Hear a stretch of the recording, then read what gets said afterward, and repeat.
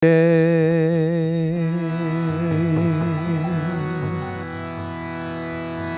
bindu diya koroe dase dhina pekayati hina.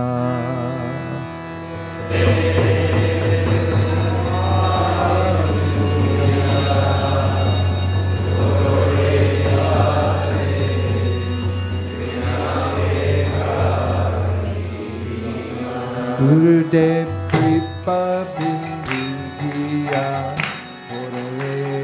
Dase dhina pekayati hina. Gurudev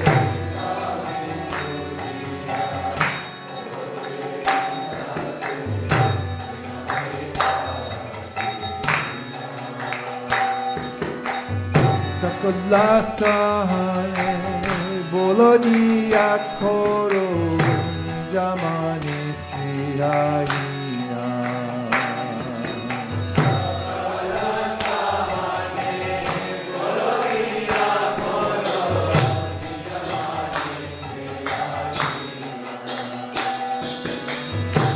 Kalichaman Horete Shakati Deonata Jata Jata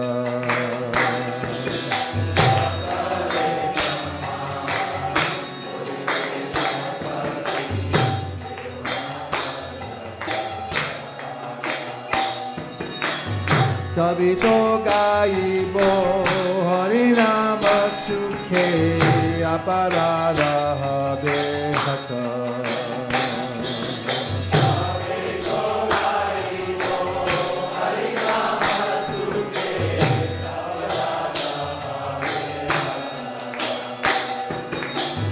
Kobeheno Kripa Labhaye Jamo Kritaka Hoye Denata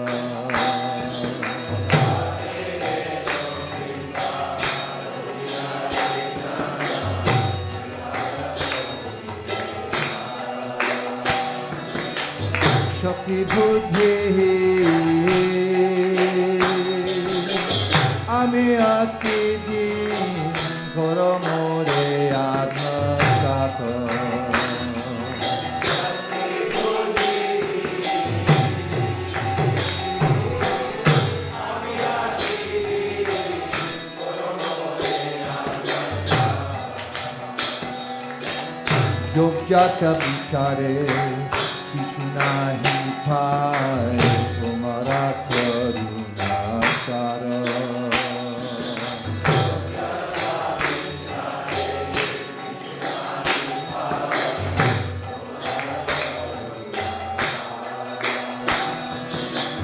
Karuna na hoile Khandiya Khandiya Pranana Rakhibo Aro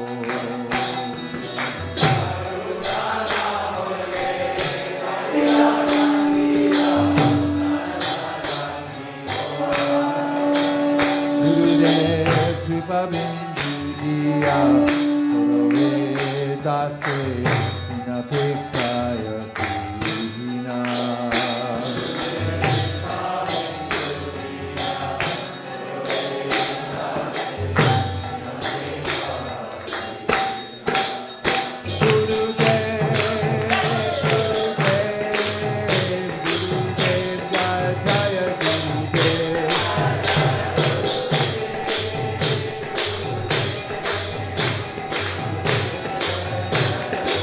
Jai Jai Prabhupada, Prabhupada, Prabhupada, Jai Jai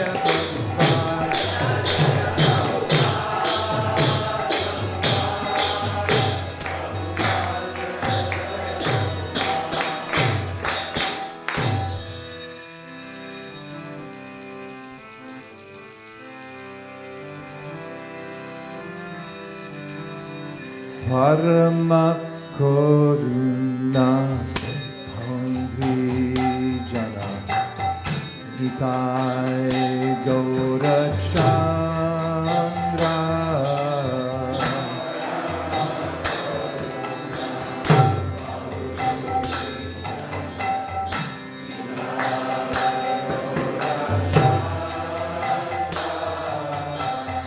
Prabhavatar Sarashinamani Kevalaya Nanda Kanda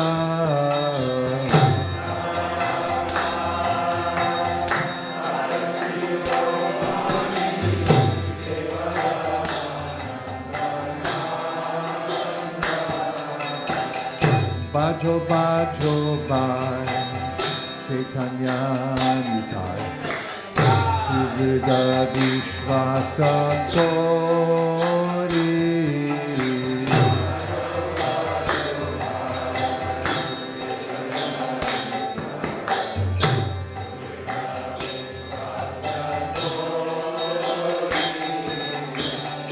Vishaya Chadya Shira Singh Ke bolo Hari Hari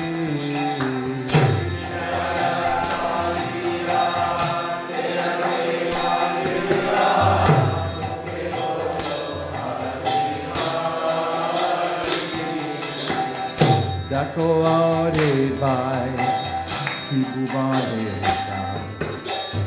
Emona Dayala Data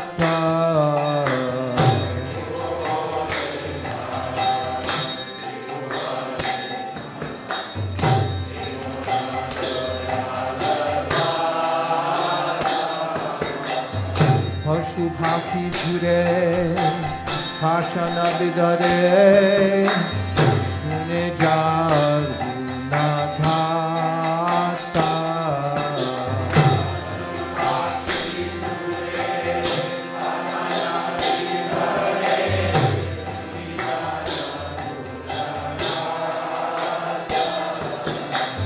Shamshare Mojya Rohili Polya Shepade Nahi Loasha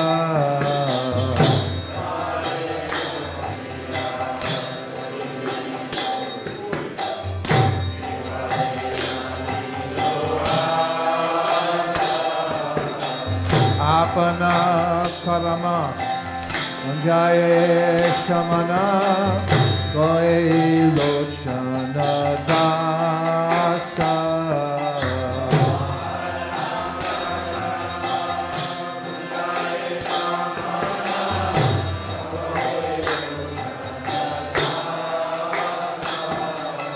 Parama Sorguna Pahundri Jana Nitai Gaurachandra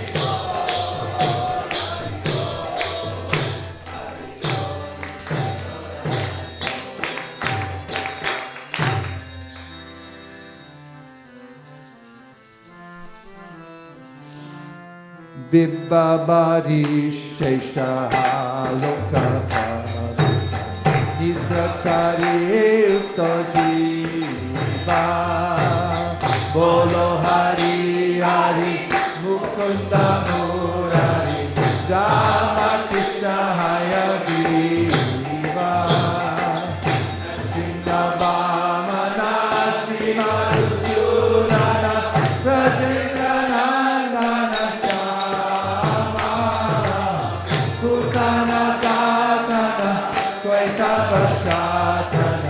Jaya Dasa Rati Rama Yashoda Gulala Govinda Gopala Vrindavana Purandara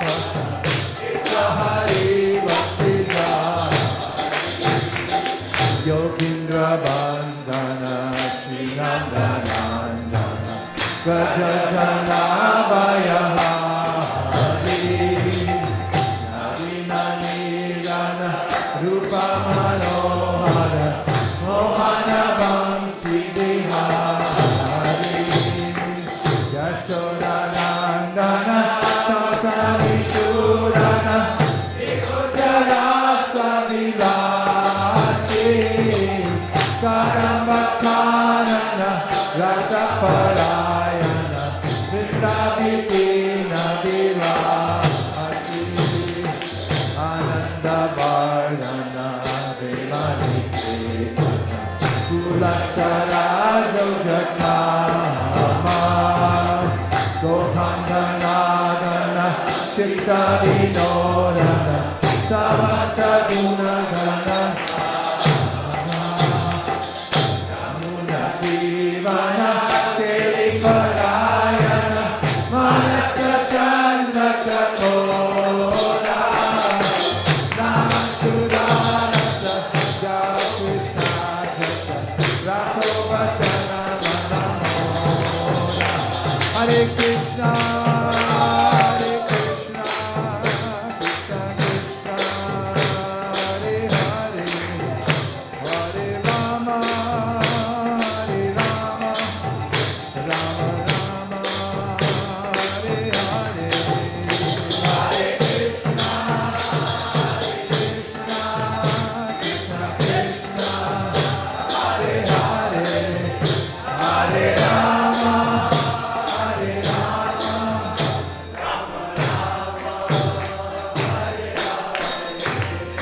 Gaura Premanande Haribo.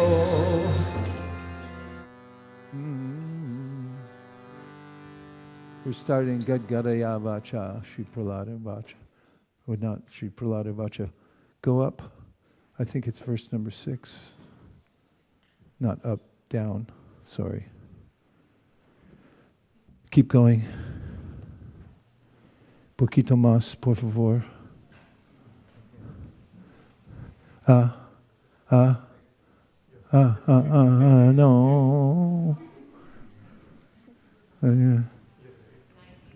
No. No. Back. 7. Gadgaraya Vacha. There it is. No. 7. Start at 7. Everybody ready? Yes. What are you ready for? To memorize this forwards and backwards, right? Say yes. Ashtau Siddharamekagra Manasa Susamahitaha Prema Gadgadaya Vacha Tanyastartayekshanaha Shri Paradu Vacha Ramadaya Suragana Munayota Siddha. We're going to do same like Brahma Samhita. So same level. Shiparada, you choose. Shiparadu Vacha Brahmadaya Suragana Munayota Siddha Satvai Katana Gatayo Vacha Sampravahe Naraditum Purugunaraduna Pipipru Kim Toshtamarhati Same Hararugrajate Manyedana Bijana Rupatapashutaujas Teja Prabhava Balapaurisha Buddhi Yoga Naradanaya Hibavanti Parasya Pumso Bhaktya Tutosha Bhagavan Gajayuta Paya Viprad Vishad Gunayutada Ravinda Nabha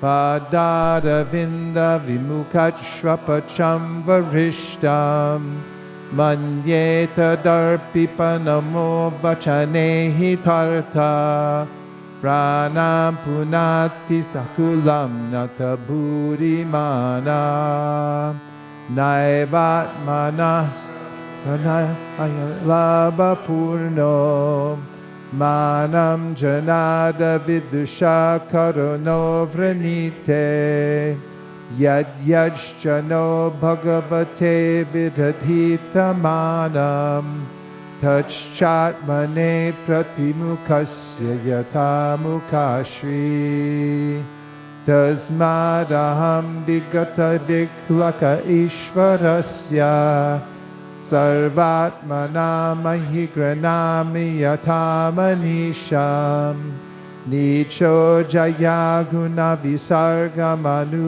pravishta Uyeta yena hipumannanuvarnitena Sarvehyami vidikarastava sattvadamno Ramadayo vayamivesha nachodvijanta Shemaya bhutaya utatma sukhaya chasya Vikriditam bhagavato ruchiravataraye Tadyachamanyumasarascha hatastvadhyadya Modeta sadhurapi vrishchika sarpahatya Lokascha nivritimita pratiyanti sarve Rupam dasringa vibhayaya janasmaranti Naham bibhem yajitate tihanakasya Jivarkanetra brukutira basogradam strat Antrasrajashratadjakeshara shankukarnan Nirada bhita digibad adibinakagrad Thrastosmyaham kripanavatsaladushahogra Samsara chakra katanadgrasatam pranita Badhasra karma birushatamatenggrimulam Pritopavarga sharanam yavaseka danu Yasmat priya priya viyoga samyoga janma Shokagnina sakalayoni shudha yamana Dukaushadam tadavyapkamatadhyaham Bhuman brahmami vadame tavadasya yogam Soham priyasya surada paradevataya Lila katastavana shringa varinchikita Agnyastirtam anugrenan guna vipramukto Durgani te padayugalaya hamsa sangha Balasya neha sharanam pitarao nrishingha Nartasya chaganamudanvati majchato now Taptasya tat pratividir yai hanja sheshtas Tavad vibotanubritam swadupekshitanam Yasmin yato yarhiyena cha yasya yasmal Yasma yatad yaduta yasvapayo parova Bhava karoti vikaroti prataksa bhava Sanshoditastadakilam bhavatasvarupam Maya manasrijiti karma mayam baliya Kalena chodita gunanumatena pumsa Chando mayan yadata yarpita shodasharam Samsara chakra majakotita retvadanya Satwam hi nitya vijitatma gunasadhamna Kalo vashikrita vrishija visarga shakti Chakre vrishishta majayeshvara shodashare Nishpijamana mupakarsha vibho prapannam Drishta maya divi bibho kila dishnapanam Ayo shriyo vibhava itshati yanjato yam Ye smat petu kupita hasa vrajrimbita bru. Vispurjitena lulita satute nirasta. Tasmadamustanubratam maham ashishokya. Ayushriyam bibabam aindriyam avarinshat. Nechami te vilulitan nuruvikramena. Kalatmanopanayamam nijabritya parshvam. Kutra Shrisha Shuti Sukha Mriga Trishni Rupa Vedam Kaleva Ramashesha Rujam Viroha Nirvidyate Natu Jano Yadapiti Vidvan Kamanalam Marula Vaishamayandurapae Kvaham Raja Prabhava Isha Tamodikesmin Jata Sureta Rakule Kwaduhanu Kampa Na Brahmano Natu Bhavasya Navajamaya Yan Merpita Shirasi Padmakara Prasada Naisha paravaram tirmavato nanusyaj Jantor yatatma surido jagatastatapi Samsevaya suratarorivate prasada Sevanurupa mudayo naparavaratvam Evam janam nipatitam prabhavahi kupe Kama bikama manuya prapatam prasangat Kritvatma satsurashina bhagavan grihita Soham katam nu visrije tava britya sevam Mat prana rakshana mananta paturvadascha Manye sabritya rishi vakyamritam vidatum Kadgam pragriya yadavochada sadviditsus Tvamishvaro madaparo vatukam harami Ekastvameva jagadeta mamushya yatvam Adyantayo pritagavasyasi madhyatascha Shrishva gunavyadikaram nijamaya yedam Naneva tera vastitas tadanu pravishta Tvam va idam sadasadisha bhavam statonyo Maya yadatma parabhutiriyam yapartha Yad yasya janma nidhanam stitirikshanam cha Tadvaita deva vasukaladabashtitarvo Yasye damatmani jagad vilayambu madhye Sheshet manani jasukhanubhavo niriha Yogena milita drigatma gita vidras Turyestito natutamo nagunamscha yungshe Tasyaiva teva puridam nijakala shaktya Sanchodita prakriti dharmana atmagudam Ambasyananta shayanad viramat samade Nabera butsva kanika vatavan mahabjam Tatsvambhuva kaviraton yada pashyamanas Tvam bijamatmanitatam sabahir vachintya Navindad abdashatam apsuni majjamano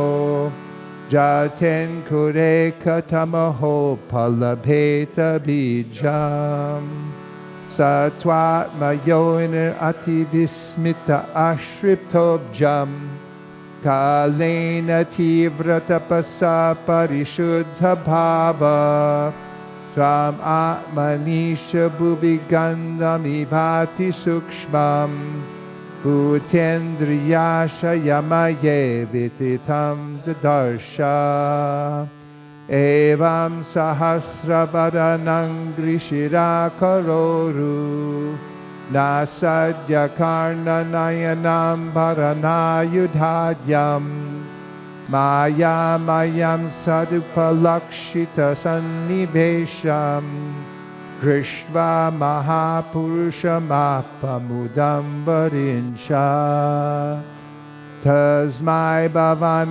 hayashiras pam bibran Veda druhavati balau madhuk Kyo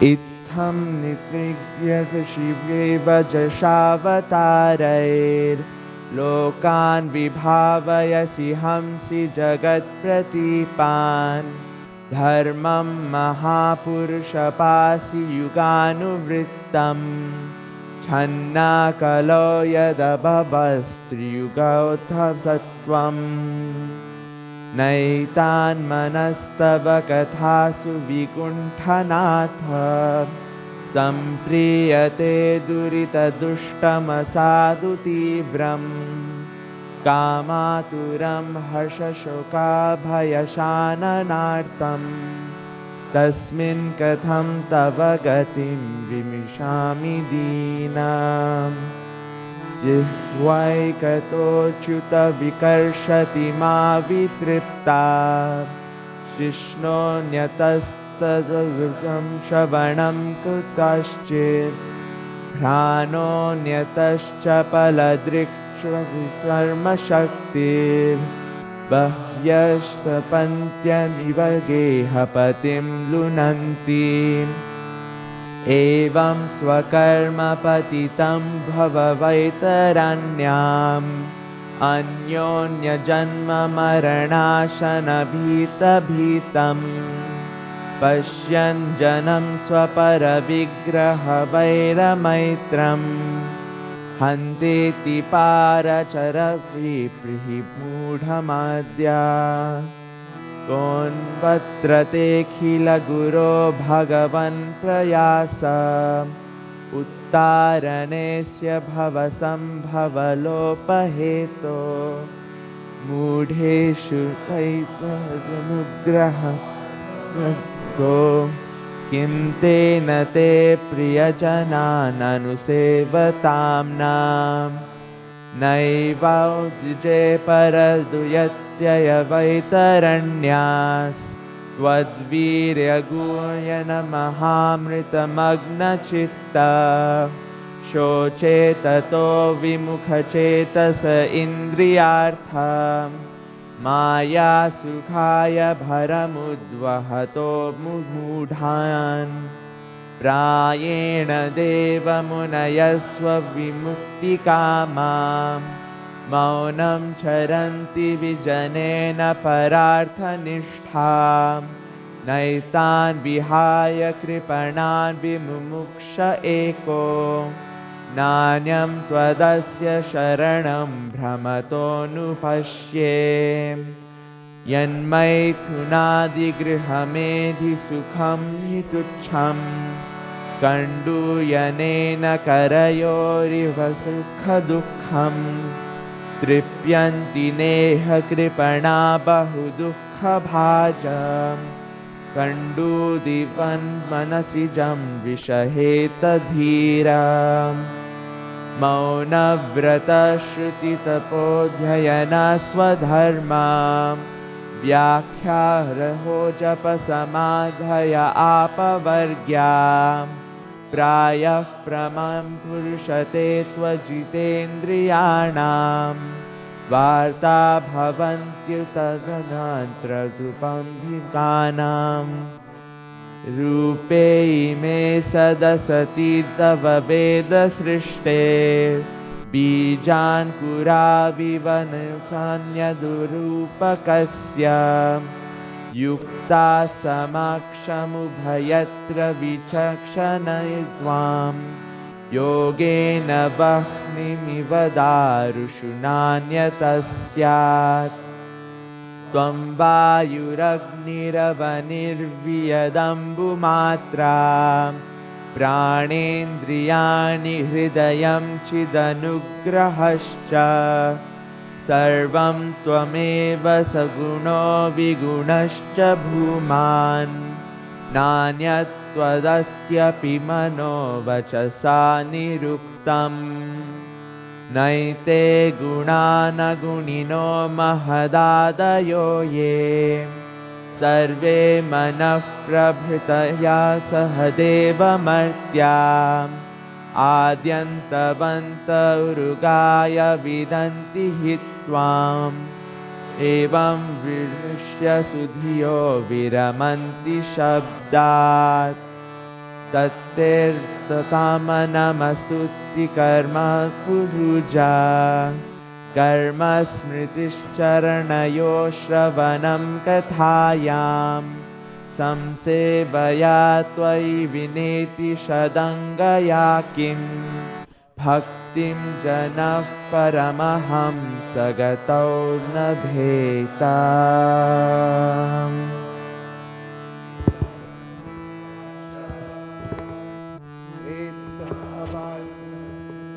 Itavan vanito guno bhaktya bhaktena nirguna paradam pranatam prito yata manyodabhashata Shri Bhagavan uvacha parada bhadra bhadram te pritoham te suruttama Avadam Rishva Vibhimatam Kama Punosnyaham Dridam Mama Prinata Ayushvam Darshanam Dulabham Hime Drishva Mamna Punarjantur Atmanam Taptum Arhasi Prinanti Hyatmamam Dhira Sarva Bhavena Sadhava Shreyas Kama Mahabhaga Sarvasvam Ashisham Patim Om Tat Sat. Om Tat Sat. Goes on from there. Those are the main verses. Anyone get it down yet? So now we'll have the Srimad Bhagavatam class. Gaur Premanande Haribol. Hare Krishna, Hare Krishna.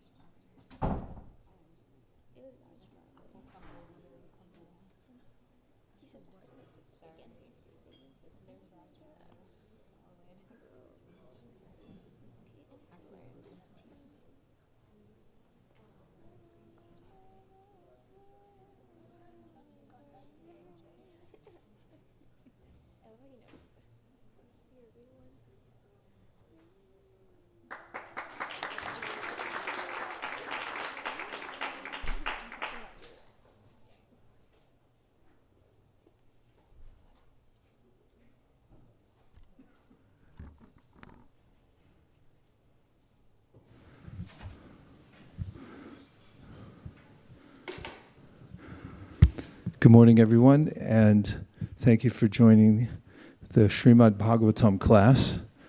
First, I'd like to welcome our guests who have come from various places. First, we have Kennedy's parents, Jamie and Diana, who are visiting here for the first time from the inimitable Santa Cruz. Haribol. Thanks for coming.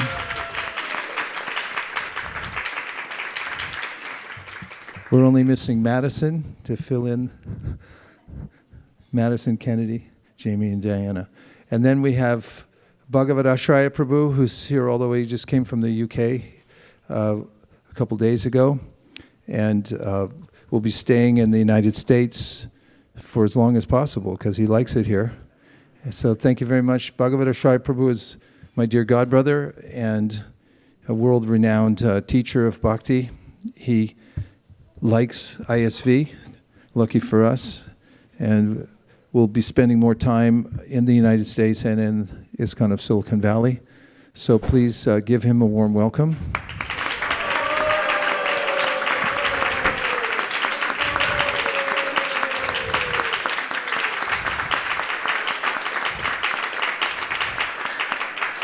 And we also have Kosharupa Devi, who is a famous author, an entrepreneur in her own right, and a longtime devotee, also the wife of the famous Bharahari Prabhu, the great scholar and Kirtaniya. So welcome, Kosharupa Devi. Thank you very much for coming. Haribol.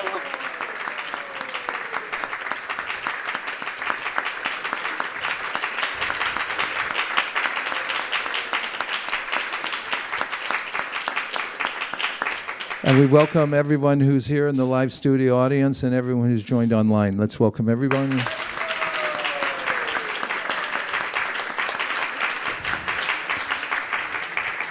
So in our Bhagavatam class, we start off with a phrase of respect for the Bhagavatam itself. And I'll say the mantra. It's a simple mantra, and then you can repeat. Om Namo Bhagavate Vasudevaya.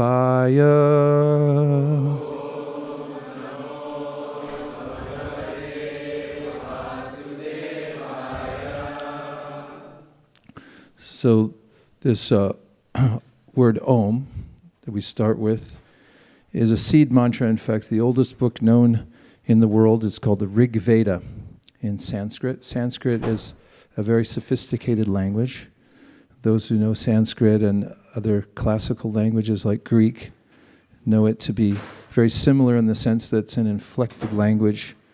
The precision with which the language gives descriptions is included in grammatical rules that name various cases for the nouns that it's describing, and they all match. There's very few, if any, exceptions to the rule. So Sanskrit's very mathematical type language, and it has various meanings, and it's a very rich language.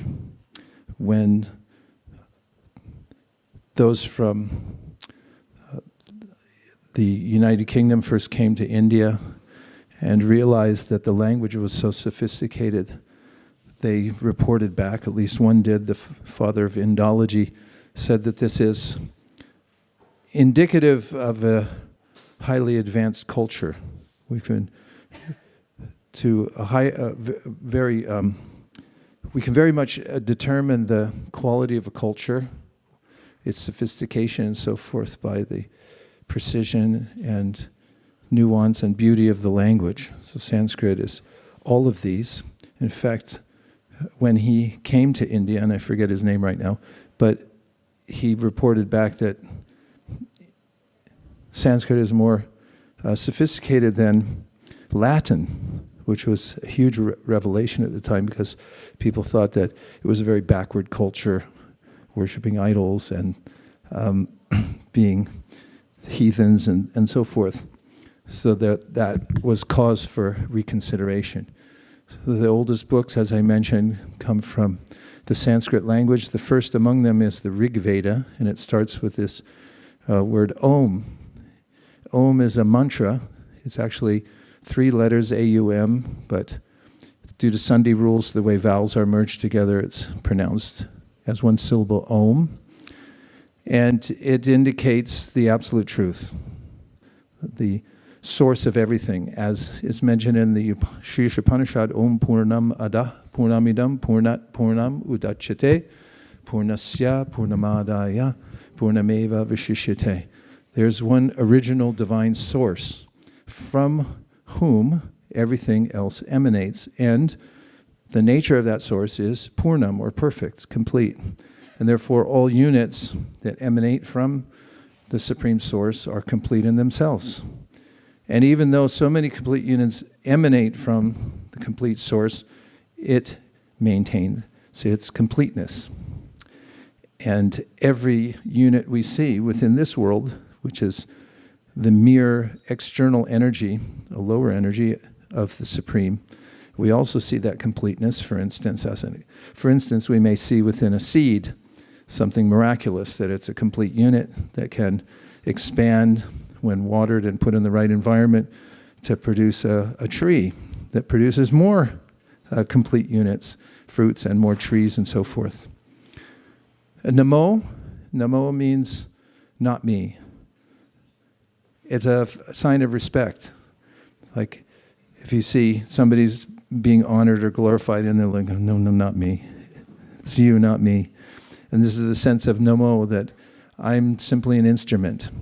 I'm the recipient of something greater. It's not me that's doing it. I'm just a receptacle for it. And Bhagavate refers to the Supreme, Bhagavan. Bhagavan means the ultimate in realization of the Supreme.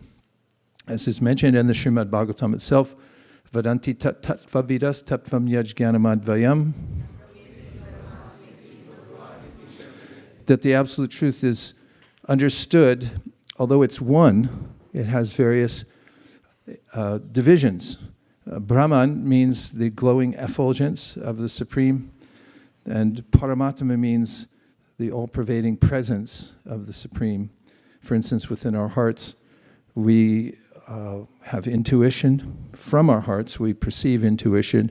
Almost when we are deciding on something and we gain the intelligence to make the decision, we may notice that it's like the parent in the room who says, no, do it this way. And this, Krishna says in the Bhagavad Gita, is my presence within the heart, within your heart. Sarvasichaham hridi sanavishto mataksmitir jnanam apovanam cha. There's a way in which one gains remembrance, knowledge, or even forgetfulness coming from this all-pervading, or we may say localized within our hearts and within every atom, the presence of the Supreme. Many cultures have this sense of worship of the Supreme in nature. There's Shintoism in Japan. The indigenous people from this continent had a sense of an all-pervading spirit and so forth. And this is something that's universally felt, one might argue. And then there's Bhagavan, which is the source of the all-pervasive energy, amorphous energy, the localized sense of universal intelligence, and also then comes the source of that. As Krishna says in the Bhagavad Gita, Brahmano hi pratishtaham amritasya vyasya cha shashvatasya chatarmasya sukasya ikanikasya cha. That I am the source of the all-pervasive energy that comes, that one perceives as the supreme. But there's a source to that.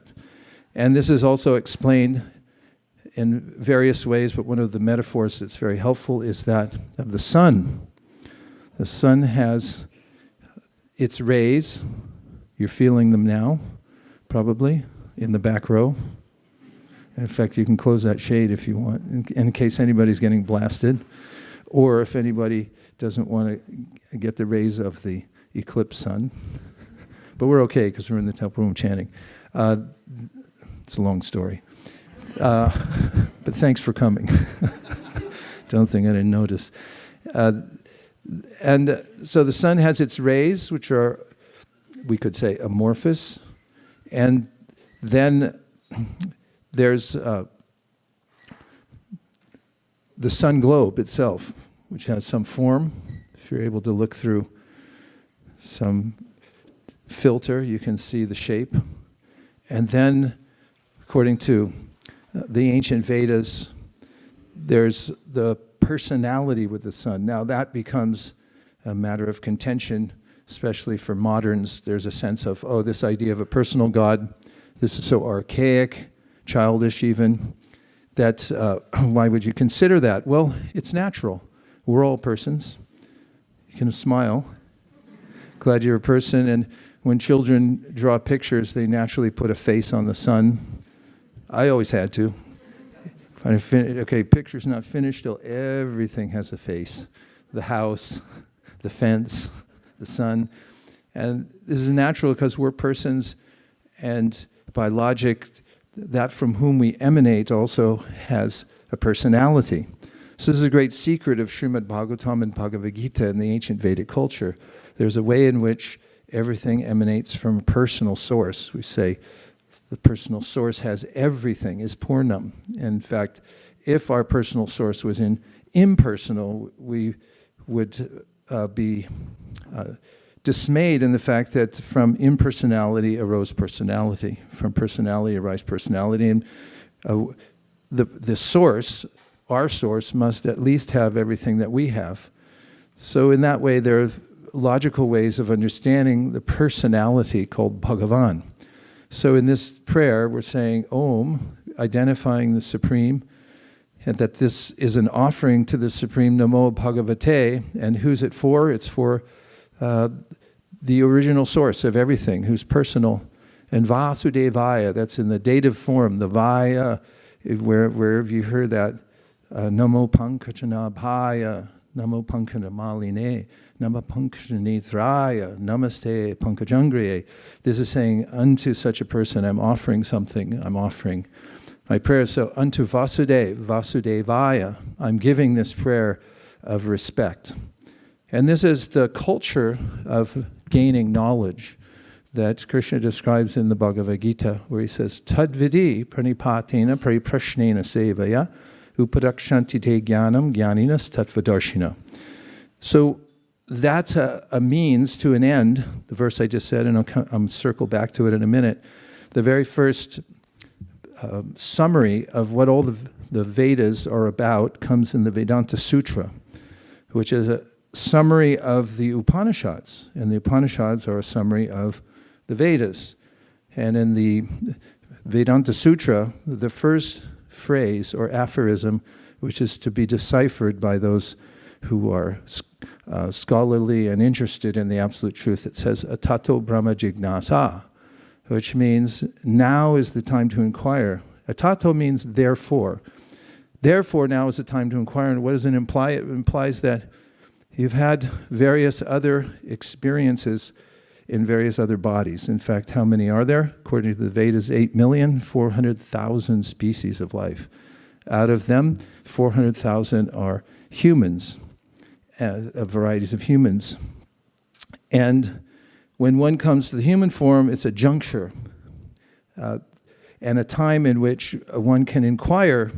One's perceptual horizon is greatly expanded. In fact, one could think about one's existential situation and where one came from, and then entertain the idea of an absolute source. And that's what it says, atato. Therefore, you've tried everything else. That's the other implication. You've done it all. You've been a bird. Anybody here been a bird before? Yeah, when I see birds, I think, yeah, I've done that before. And then been through all the various experiences of material life, tried everything from different angles, 8 million, 400,000 rides you can ride on in this amusement park of the material world. And then when you come to the human form of life, to get serious. Wake up. Wake up. Stop playing around here. And although it's play, there's a severe environment here. If you watch the Nature Channel, you'll be traumatized, in fact. Kids watch the Nature Channel. It's like, Mommy, why is that guy eating that guy? And tearing him apart. It's like, that's the way nature is, son. And so the material world actually ends up being a discordant place for the soul. And the directive given in the Srimad Bhagavatam, ahastani sahastanam aparani chatushrayam, palaguni tatra mahatam jivo jivasya jivanam. In this world, one living being is food for another. There's this hard struggle for material existence just to survive. And the first paragraph in a class in economics I once took said, this science is about managing scarce resources. And human history is about managing scarce resources and who gets them. So much is the social science of economics, of who gets the scarce resources, but everyone's fighting over them. So there's this hard struggle. The Nature Channel, I'm walking my way back to where I was, and there's a way that now is a time to rise above the mayhem of the material world and come to your original spiritual position, atata brahma jignasa. And we sense it when we come to the human form of life. Humans want to explore. There's no really good economic reason to send a submarine to the bottom of the ocean. There's also not a really viable reason to try to go to another planet and colonize it. But we do it anyway, and we'll spend billions of dollars on it because it's our urge in the human form of life. I want to know, where did I come from? And what's the purpose of everything? Let's look at everything. Let's take apart asteroids and look inside to see, where did I come from? Who am I? So there's this strong urge. And the Vedas recognize this. The first aphorism, tato brahma jignasa. You've tried everything. You've looked everywhere. You've been on every ride. Now sit down. Listen. And jignasa, now inquire about Brahman. Ask a much bigger question than you've been asking before. For instance, how can I get a job where I earn more money? Of course, these are all important. I'm not saying they're not. They're part of our duty we must perform. But the point is that the ultimate purpose of human life, as mentioned in the Srimad Bhagavatam, and it begins with a K, and it comes right before Vedanti tat tattva vidas, and now you'll recite it.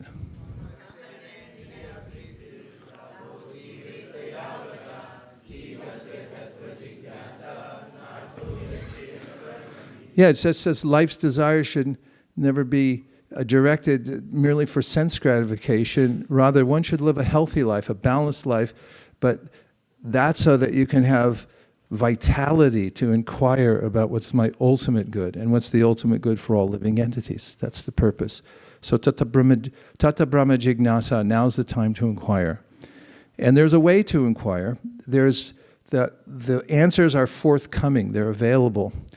And back to tadvidi pranipatina. Tadvidi pranipatina means that you can approach the source of knowledge, a person who's assimilated the knowledge from a teacher, and then can pass it on to you. How should you approach? There are three qualities that one should have. Pranipat means that you shouldn't go there with your feet on the desk. When I went back to university, I saw people, they put their feet up, and I thought, is that a way to sit in front of a teacher? I wasn't used to it after being in the ashram for 13 years. And then there was the sense I had of sitting up closer to the teacher and paying attention, and she'd be shocked. Like, you're listening to me? That was 90% of my grade right there. And pranipat means that you go with a humble heart. Don't walk in with your boots on. Walk in humbly, softly, sit down and listen carefully and think, I don't know anything. I'm empty. I'm ready to learn. Pranipatena pariprashnena seva, and ask relevant questions. Don't ask absurd questions that aren't important.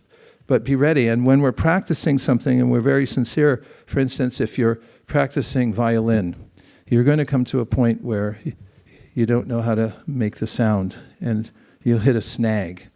But that only comes by practice, your own home practice, and then you go back to the teacher and say, I got to this part, how do I do this?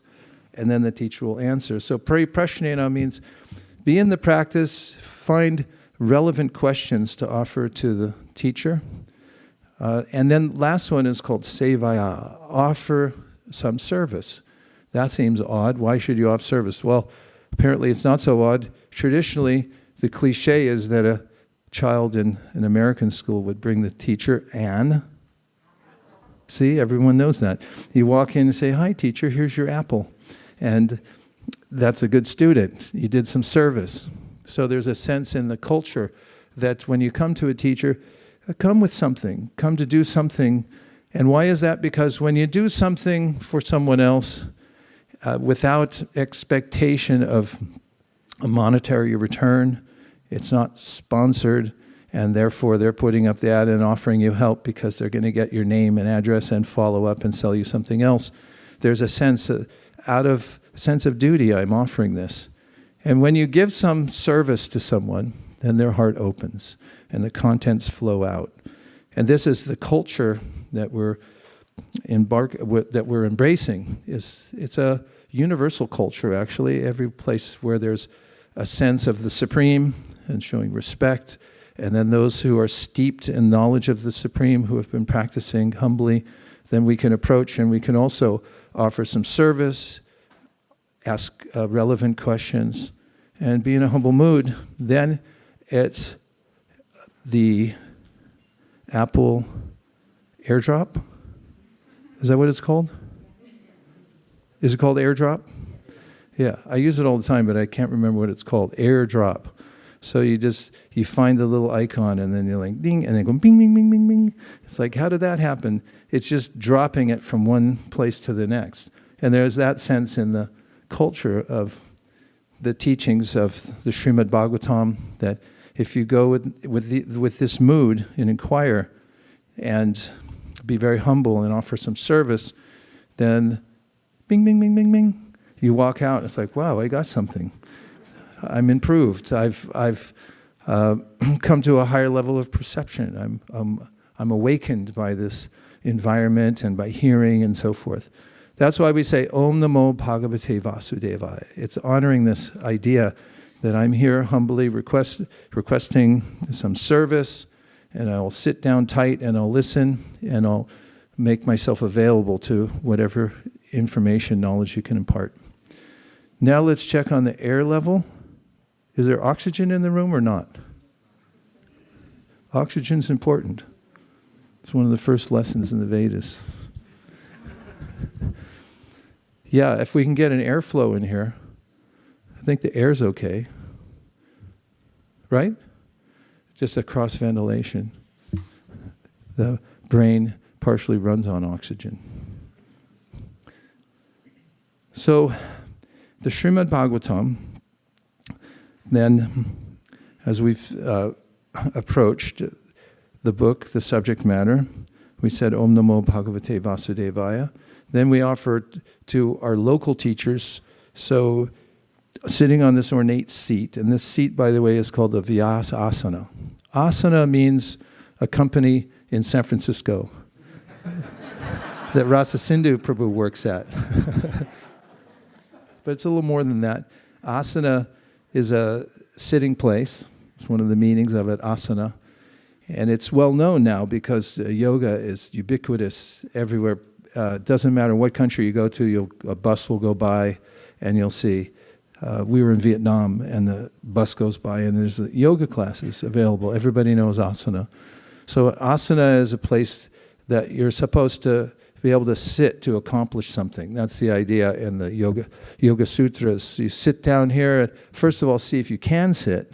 Can you sit? And you sit down, it's like, I got to go. Like, where are you going to go? I don't know, but I got to go. And, can you sit for a while? Can you actually observe yourself and understand the inner workings of your mind and your heart and so forth?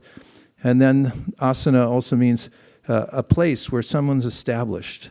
And this is called a Vyasasana. So Vyasa means the editor or the divider. And Vyasa is a post of a person, a soul who does a great duty in various eras of taking the Vedic knowledge, which is said to be eternal, and dividing in such a way that it can be disseminated to many parts of human society, because it's a huge project. It's not just meant for a certain class of people, but it's meant for everybody. And therefore, Vyasadeva in each era that has this job of repackaging the Vedic sounds and also explaining them in such a way that people in Palo Alto or Modesto, Bakersfield, anywhere can look at it and say, this is relevant to me. So that's the duty of Vyasadeva. And in the present day, our current Vyasa is Dvaipayana Vyasadeva. And he's mentioned in this book, the Srimad Bhagavatam. And so how does that become a Vyasasana?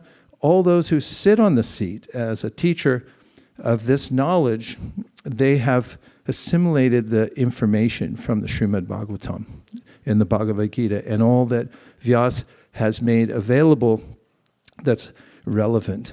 And the person who then is able to assimilate it and also teach it in a relevant way and put it in such a way that others can understand it, then are given this honor of sitting on the Vyasasana. So the person who's sitting on this Vyasasana is A.C. Bhaktivedanta Swami Prabhupada. And Prabhupada is a title which means that he's a teacher's teacher. In other words, he didn't just teach and he has a lot of students, but he has students who became teachers also. And A.C. was his original initiated name, and Bhaktivedanta is a name which was bestowed upon him for his scholarship. And Swami is a name which means somebody who controls his or her senses. So A.C. Bhaktivedanta Swami Prabhupada, he's the founder and acharya, or one who shows by example how to follow the line of teachings that come down originally from Krishna through a line of disciplic succession over millennia. And he is the founder of this organization and the primary acharya, or the primary teacher, whose example and the way that and teacher of the principles. So he's established a system. So in every one of the temples of ISKCON, there's a Vyasasana, the seat of Vyas, and the founder acharya sits on that seat. And then we may also have speakers who sit on a seat and then present Srimad Bhagavatam. And then we'd also call that a Vyasasana, because the person there is not an upstart and is not simply whimsically presenting whatever he or she feels is the truth, but is representing Vyasadeva.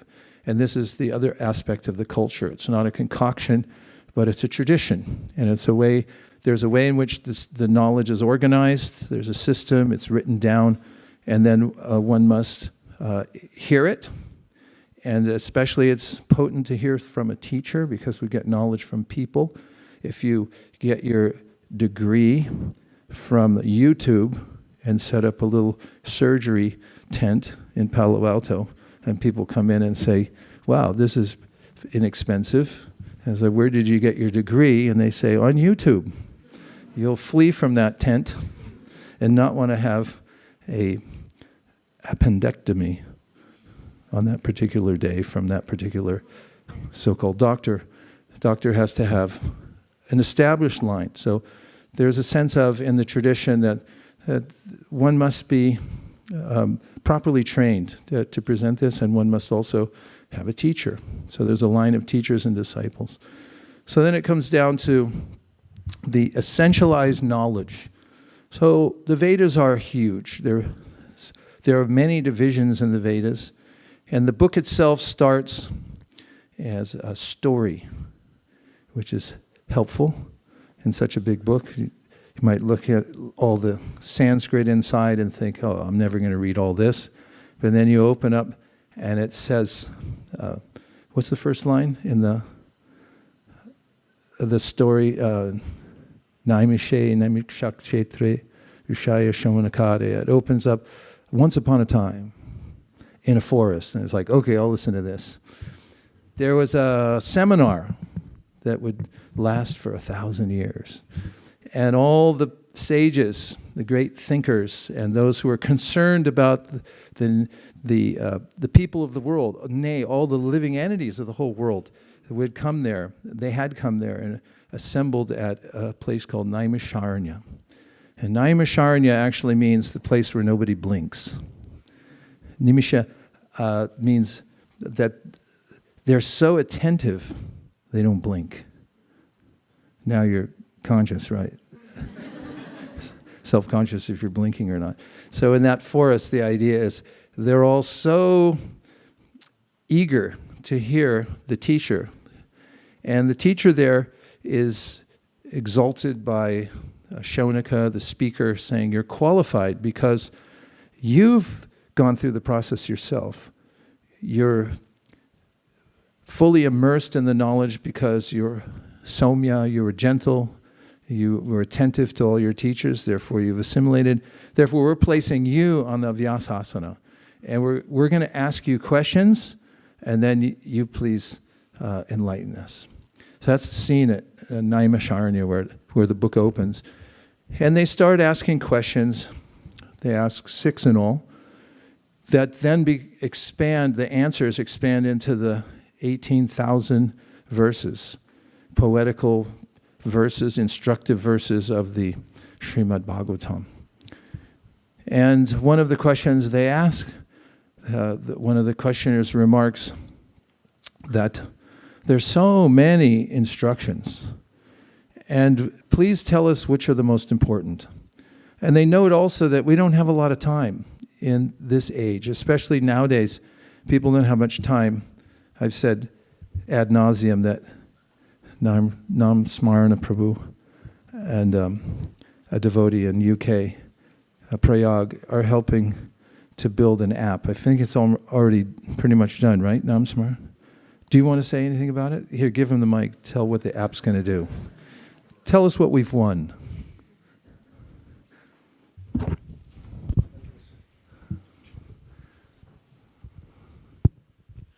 Hare Krishna Maharaj.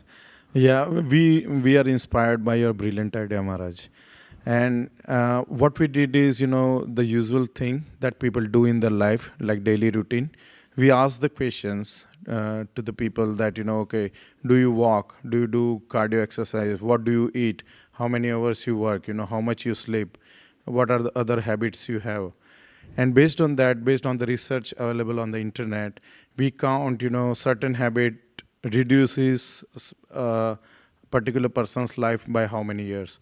And based on that, finally we say, okay, this many years you have left based on what is your current age. And then, like a second step is like, we reduce like 1/3 of the time, 8 hours, which goes for sleep. And we said, okay, this is the real net values, net years you have. So, yeah, we are refining right now. Like whatever questions we are asking, we are saying, if we can ask some more specific questions and how can we make it very accurate. So thank you, Nam Smaran, for he's a humble giant. Whenever something comes up, he immediately takes charge of it and develops it into something wonderful. And he's working with a devotee in the UK named Prayag, who I met while I was there. He was driving me to the airport, and he told me he's an actuary for an insurance company. And they figure out as accurately as possible, because there's money involved, how long people are going to live. And they ask all these questions. And according to statistics, they're pretty close. And so in this present age, they say, Prayena Parishashabhya Galavasmin Yagejana Mandasumana Matayo Mandabhagya Hupadrita, which means that this age it's really hard to get started in spiritual life. It's really hard to continue. It's really hard to concentrate. And life is very short. And Manda Mateo means people have really bad ideas, so you have to contend with that.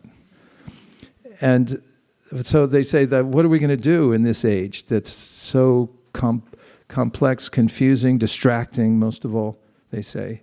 Everyone's always distracted by the next thing. It was a prediction of the cell phone. And so it's prescient. They're there thinking ahead, what's going to happen in this Kali-yuga. So they were at the cusp, the very beginning of Kali-yuga, and say, how are we going to deal with this? And they said, we don't have much time. We have this app, and it says we only have a few years to live. And what do we do? What do we do to be effective? How do we effectively practice non-sectarian, cut out all the extra stuff that doesn't really matter, that just distracts us away from Sanatan Dharma, or our highest purpose as living beings, universal application. So that's the subject matter. And they come to this point. He comes then, Sutta Goswami, who's the teacher who's been assigned to sit on the seat of esteem and then give the answers, because they all voted and felt that he was the most qualified to speak. So then he begins telling the various stories in the Srimad Bhagavatam. So he talks about how Vyasadeva, the current Vyasadeva himself, when considering what to present to the world in general, became discouraged because he wasn't feeling it. He had done so much work. Have you ever done this? You're writing a paper and you get to the end and you say, I've done all the work, but this is terrible stuff. I hate it. I hate it. He felt like that. And then his teacher came along. His teacher was Narada. And Narada came and said, yeah, you don't look so good. What's the matter? And he said, yeah, I'm just not feeling it. He said, yeah, I know why. Because you missed the point. You missed the point. In all the processes for practicing spiritual life, it's easy to miss the point. And Swayam Bhagavan Keshav Maharaj last year in Govardhan, he gave a class on Govardhan Puja, and he was talking about don't miss the point. So he told this story. He said there was a man sitting and watching two workers emerge from a truck, and then they started about their work. And one of them would dig a hole and throw the dirt aside, and another one would take the dirt and throw it back in. Then they'd move to the next part. And one would take it out, the other one would throw it back in. And after about an hour, because he thought, well, maybe I'm missing something, the observer went over and he said, excuse me, but what are you doing? He said, well, we're planting trees. But the third guy who puts the seed in couldn't come today. He called in sick. Don't miss the point. And that's the theme of the Srimad Bhagavatam, is don't miss the point. There's so many rules, regulations, and if you get diverted into the external features of any discipline, then you may miss what the point is. So Vyasadeva was discouraged because he was missing the point in all of his teachings. And his guru, Narada, came by at the right time and then said, yes, I know what the problem is. I've diagnosed it in you. And he said, you haven't been specific enough about what the goal of life is, who the goal of life is, and how to attain it. So he began speaking about that. And there are a few verses here, starting in chapter 7 of the first canto, that I'm going to read. And it starts with number 1. And Shaunaka is the narrator who's speaking on behalf of the sages at Naimisarana, says, O Sutta, the great and transcendently powerful Vyasadeva heard everything from Sri Narada Muni. This is post-hearing from his guru. So, after Narada's departure, what did Vyasadeva do? What's he going to do about the instruction he received? Which is to be more specific about what to meditate upon. And if I was going to say, or give a verse from the first canto, second chapter, that directs us where to point all our attention, and it starts with the word therefore, what verse would everyone give me?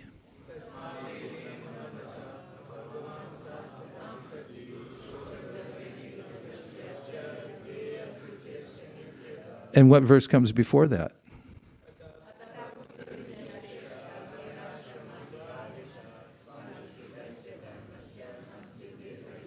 And what verse comes after Tasmad Ekena Manasa?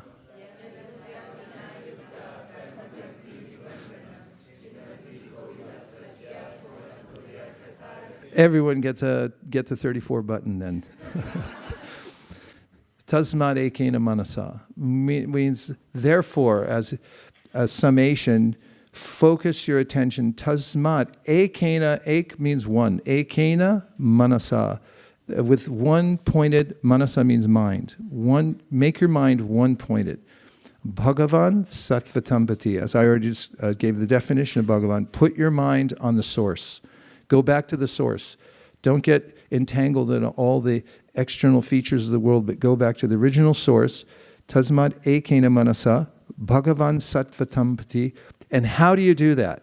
There's a process. Shrotavya means? Give me a little pantomime. Shrotavya. No, don't say it. A pantomime means silent. Shrotavya. Kirtitavyas. Hey, pretty good. He's good. Shrotavya kirtitavyascha. Deya. Pujas. Cha nityada. Nityada means you should always do this. Constantly. Arrange your life in such a way that you can always be absorbed in this. So that's the solution. So now on the second verse, Sutta, Sri Sutta says, this is 172, on the western bank of the river Saraswati, which is intimately related with the Vedas, there is a cottage for meditation at Shamya Prasa, which enlivens the transcendental activities of the sages. So this is the place where Vyasadeva went to reconsider his practice of devotional service. After he heard from his guru, he's repositioning himself. And so he goes to the right place. And so Shamya Prasa is a transcendental place. It's his hermitage. So everyone should have a place to repair to where you can meditate. Right, Part? Where's your place? Where you can fully concentrate your mind on the Supreme. Where's your favorite place? Where you can sit and meditate on the Supreme with one pointed attention. No screens. Where? Tell us. Give him a mic.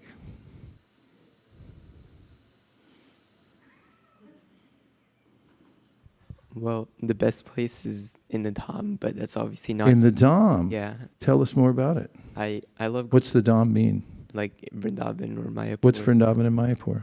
Vrindavan is where Lord Krishna grew up and performed all of his pastimes. And Mayapur is where Lord Chaitanya grew up. And around it, Lord Nityananda Prabhu also grew up. Okay.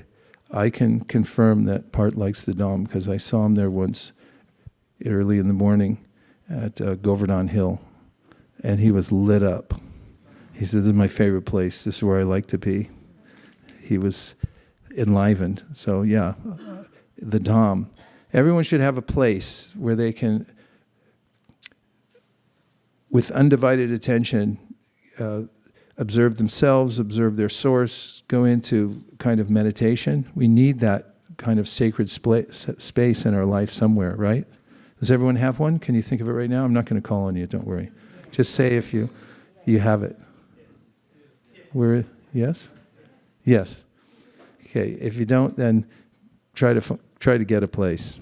So for Vyasadeva, after getting the instruction, he went back to Shamyaprasa, and it's a transcendental place. It's going to be described here in number 3. In that place, Srila Vyasadeva, in his own ashrama, not ashram, which was surrounded by berry trees, all those who love berries, sat down to meditate after touching water for purification. So it's describing, it's actually a place. And as mentioned in the commentary, it just so happens that Vyasadeva's place of meditation is beyond the modes of nature. So try to find a place like that. And if you can, get some berry trees. We'd appreciate it. And ashrama also is an interesting word. Anyone can create a space that's an ashrama. So what does it mean? Shrama in Sanskrit, everyone say shrama. Like after a long day at, I shouldn't say a particular company, should I? At the long day at the office, you come back and your significant other says, "How was work today?" And you say, no, you say, starts with an S. How was your work today? And you say, yeah, you're at the door and you're just coming in and it's like, how was school today? Shrama. Not that it would be. I mean, schools are great. So, got to work. So, Shrama means useless labor. In other words, there's no result. You just worked hard, there's foam coming from your mouth, somebody verbally abused you, demeaned you, and you just feel, oh, I'm behind, and I worked, and so it's all for naught. And I'm working hard. So Shrama is this sense of working hard with no ultimate goal in mind. No ultimate meaning that the goal of life will be attained by doing this work. You just worked hard. You got a little piece of paper that says you got extra money in the bank, but then the next day you can look and there's red streaks going down and you're like, oh, yeah, it's gone now, plus more.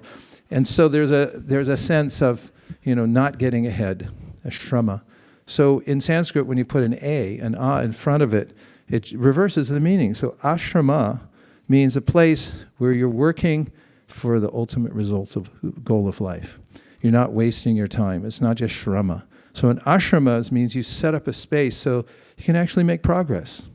And you feel like, yeah, no matter what else happened today, I made a molecule of spiritual progress. I have a higher insight into the purpose of life. So he went there and he sat down. And here's what he did. It says in number 4, thus he fixed his mind, perfectly engaging it by linking it in devotional service, bhakti yoga, without any tinge of materialism. And thus he saw the absolute personality of Godhead along with his external energy, which was under full control. So this is the experience that Vyasadeva is having by fixing his mind on the instruction given to him by his spiritual master, and he links his mind in devotional service. The mind has to have something to do. In the Bhagavad Gita, Krishna says, Nahi kashit shanamapi jatu tishyatya karma krit karyate havasa karma sarva prakriti jargunai. Said, you can't stop creating. We're creative beings. We always have to have something that we're working on. Even when you go to sleep, you may notice. Last night, I tried to kick somebody, and it woke me up. And I woke up, I was like, I just tried to kick somebody. And so we're active. That's the nature of the soul. So how are you active? That's the question. And the point is that be active, have a way to connect your activity to the Supreme, and that's called devotional service. So he did that, and he then got this perspective that there's a material world and a spiritual world, and I'm separate from it. And then he gets this revelation in the next verse. Due to this external energy, the living entity, although transcendental to the 3 modes of material nature, thinks of himself as a material product and thus undergoes the reactions of material miseries. And this is the root of all our problems. And that is that although I'm a spiritual being, I identify myself with the material world. There's lower energy and higher energy, as Krishna describes in the Bhagavad Gita. The lower energy is earth, water, energies. Earth, water, fire, air, ether, mind, intelligence, and false ego. These are the subtle, gross and subtle material elements. And he says, besides these, there's consciousness. The new frontier in science, consciousness. What is consciousness? It's categorically different energy from material nature. And guess who it is? It's you. You're the conscious being. And the Upanishads say, observe that, it's the greatest show on earth. Don't miss that. Because if you look at the external world, you identify with the external world, you'll just be profaned, because the material nature is grosser than we are, and we can't really enjoy it. A subtle entity can't enjoy something that's grosser than him or herself. Therefore, look inwardly, find the nature of yourself, find the source of yourself, and then there's something to do once you get there, which is to offer service to the Supreme, and that's Bhakti Yoga. So he comes to this conclusion, and then he sees the whole problem everyone has in the world is this external identification, identifying oneself as the material body. And the rest of the book goes to solving that problem. How to get out of the entanglement of thinking I'm this body, and my main purpose in life is to attain some material ends, and that will make me happy. Everybody knows, including every blues singer in the world, every country singer in the world, who sang about how someone stole my pickup truck and my dog Blue ran away, and every poet in the world, including classical poets, will talk about gather the rosebuds while ye may, and how everything's diminishing in the world. It's here now, it's going to be gone tomorrow. It gets this, but they don't get the solution to it. So we're privy to a conversation, a culture that took place in a culture where they're vitally focused on the solution to the world's problem. And that's what the book is about. And it really does bring one to this state of consciousness where one feels productive. Even as one goes to school, even as one is working in the world, it gives us this the wherewithal to deal with all the complexities of the world and maintain the equilibrium of understanding that I am the soul working through a material body. Om Tat Sat, or as they say on my Japanese class, Om Tato Sato. And now we'll take a few reflections or questions, because questions are the answer. Rasa Sindhu. 1, 2, 3, Hare Krishna, 4, Guru Maharaj. 5. Yes. Thank you for excellent class. So many points that I took from this class today. Just wanted to reflect back. I love what you said about this world being a discordant place, that it's discordant for the jiva. I really love the usage of that word. That. May I just say a brief comment? I love it too, because quantum physics talks about vibrational energy. Everything has its own vibration, and there's a sense, in the beginning was the word, and that's also there in the Vedas. It's a sound, the sound vibration. And every realm in the world, Bhagavata Shraya Prabhu told me this years ago, every realm in the world is defined by the sound vibration there. So the idea of discord, there's a way that I don't fit with the sound here, and that's pivotal in moving forward. Yes, sorry, go ahead. No, thank you, Guru Maharaj. Really love that. And the opposite of it is concordant, and the sounds that are suitable for me to be in, and of course this world being that sound. And you often tell about the sounds on the freeway, the noises that come, and really I don't want to be in those places and be in places like this. I also loved Pariprashnena, that the idea is, I was reflecting, is it's Prashnena, but it also Pari, right? It's the constantly asking those questions and not just Prashnena. So really I was reflecting on that. The other thing that stood out to me was Pari means like a circumference. Like when you do parikrama, krama means to walk. So where are you going? All around.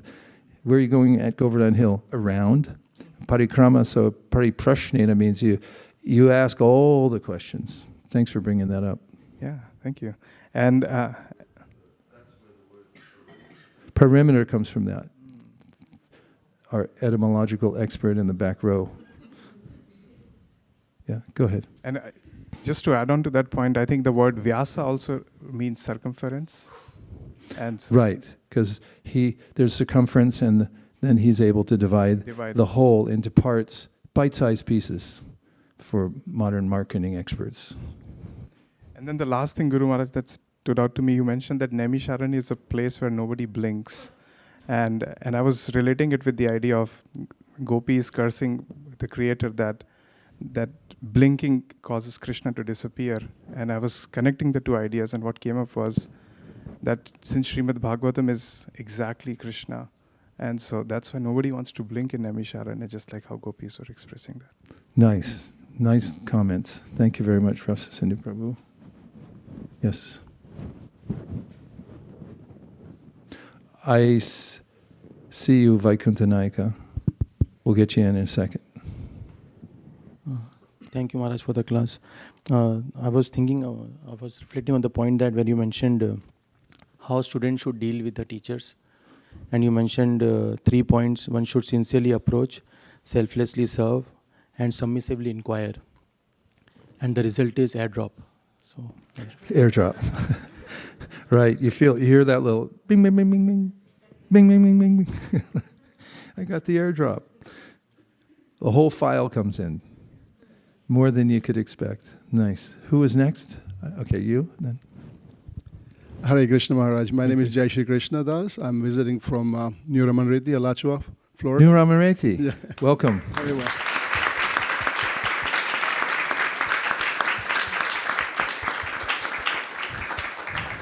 Thank you for the class. And my question is regarding Shrama. I'm a working professional like many others here. And one of the things I've struggled so far is being exhausted at work because you're dealing with people who are not necessarily Krishna conscious, and yet you're investing so much of your energy in helping them move in whichever direction the company needs to go or whatever needs to be done. But lately I've been thinking, and I guess I want to ask this question, if this is the right thought process regarding how everyone in the world has Krishna in their heart. So as a devotee, if we continue and serve others, thinking that this person, even though he doesn't know Krishna, but I see Krishna in him, and I want to do the best I can, and as such, consider that as part of my service, then the division between, spiritual activity and non-spiritual activity kind of goes away. And then you, as a devotee, are, constantly in association of Krishna, because it's a mental state. So I want to kind of ask this question, if this is a valid thought process first, and if... Can I answer the first one first? Please. Requires an IQ to answer two questions at a time. Prabhupada writes in the 18th chapter of the Bhagavad Gita, near the beginning, that one who works in the world, and everybody does, one way or the other, should consider this is a duty allotted to me by the Supreme. And that's parallel with your idea to think of this is my allotted duty to do. And in another place where he talks about livelihood, he says that one should be inventive and find a way to make ends meet in the world so that you can go on. So that your practice can go on is the important part, as is written by Bhaktivinoda Thakur in his famous song where he says, Grihe tako vane tako sarahari bole tako sukhe dukke bhulo nako varane hari nam koro re. So there's a way that whatever your allotted duty is, whether you're working at a corporation or your duty is to travel and teach and things like that, sarahari bole tako, you should keep the holy name going.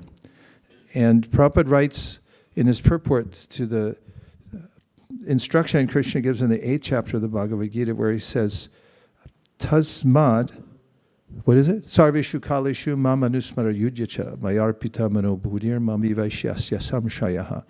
He said, without a doubt, if you do your work in the world, and at the same time you go on, sadahari bolidako, you go on, keep the vibration going, then he said that the two will actually benefit each other. Get ready, you know what's coming next, right?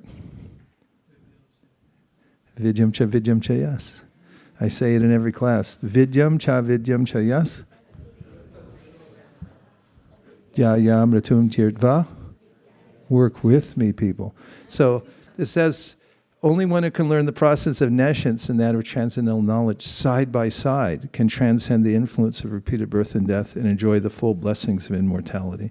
The implication is, we're already committed. As soon as you're born, you're committed to work. That's why your parents have a trust fund for you, maybe, or at least a college fund, right? And that means they tell the little baby, we got the money, you're going to go to school. Why are you going to go to school? Because you're going to be a doctor or whatever. You're going to work hard. So there's a sense of you have to work, but if you also include Krishna consciousness and the mentality you're talking about in it, then the work itself becomes beneficial. You become edified by the process, especially when they're side to side. Please ask your second question. Yeah. So the second question, thank you for that explanation. I think that's very helpful. Second question is then, can this work be also considered your service, and then does it elevate you to the level of Krishna consciousness, as a person who sits there and studies Shastras on a regular basis? Yes, everything, when seen in relationship to Krishna, Krishna says, Brahman yadaya karmani sangham tyakva karotiya, lipitena sapapena padma patram vivambasa. This is a part, make a note of this, write it down. We're starting a new logo. It's called Live Like a Lotus. It's like a battle cry for our new company. Live like a lotus. We'll come up with the logo for it. But Krishna says, yes, you work in the world, that's obligatory. You have to do that. You can't stop. You'll become a person who's just simply dependent on others, and you'll degrade yourself. You have to work in order to kind of maintain your verve in life and a sense of purpose and so forth.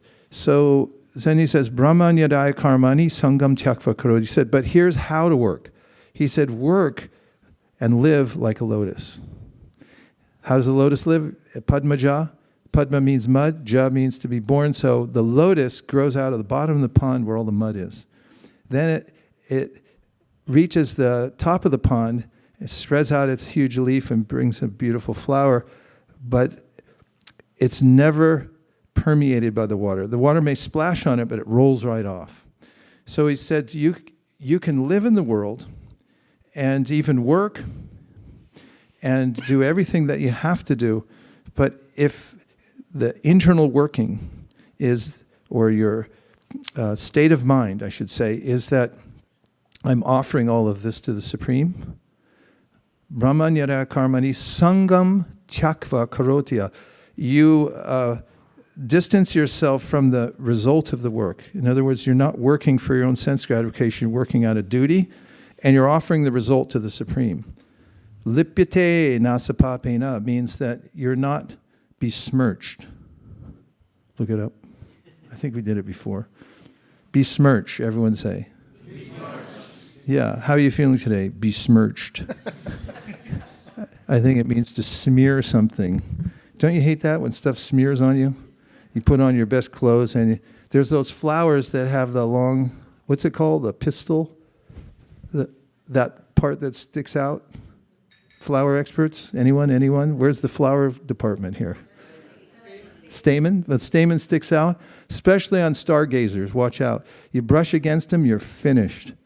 You're besmirched. If you get the pollen on you, it doesn't come out. Nothing on earth so far we've found. No substance, not club soda, not vinegar, doesn't come out. Turmeric. Turmeric's another one. Don't get turmeric on you. Then you're besmirched. So the material world, we walk. Go ahead. I'll stop.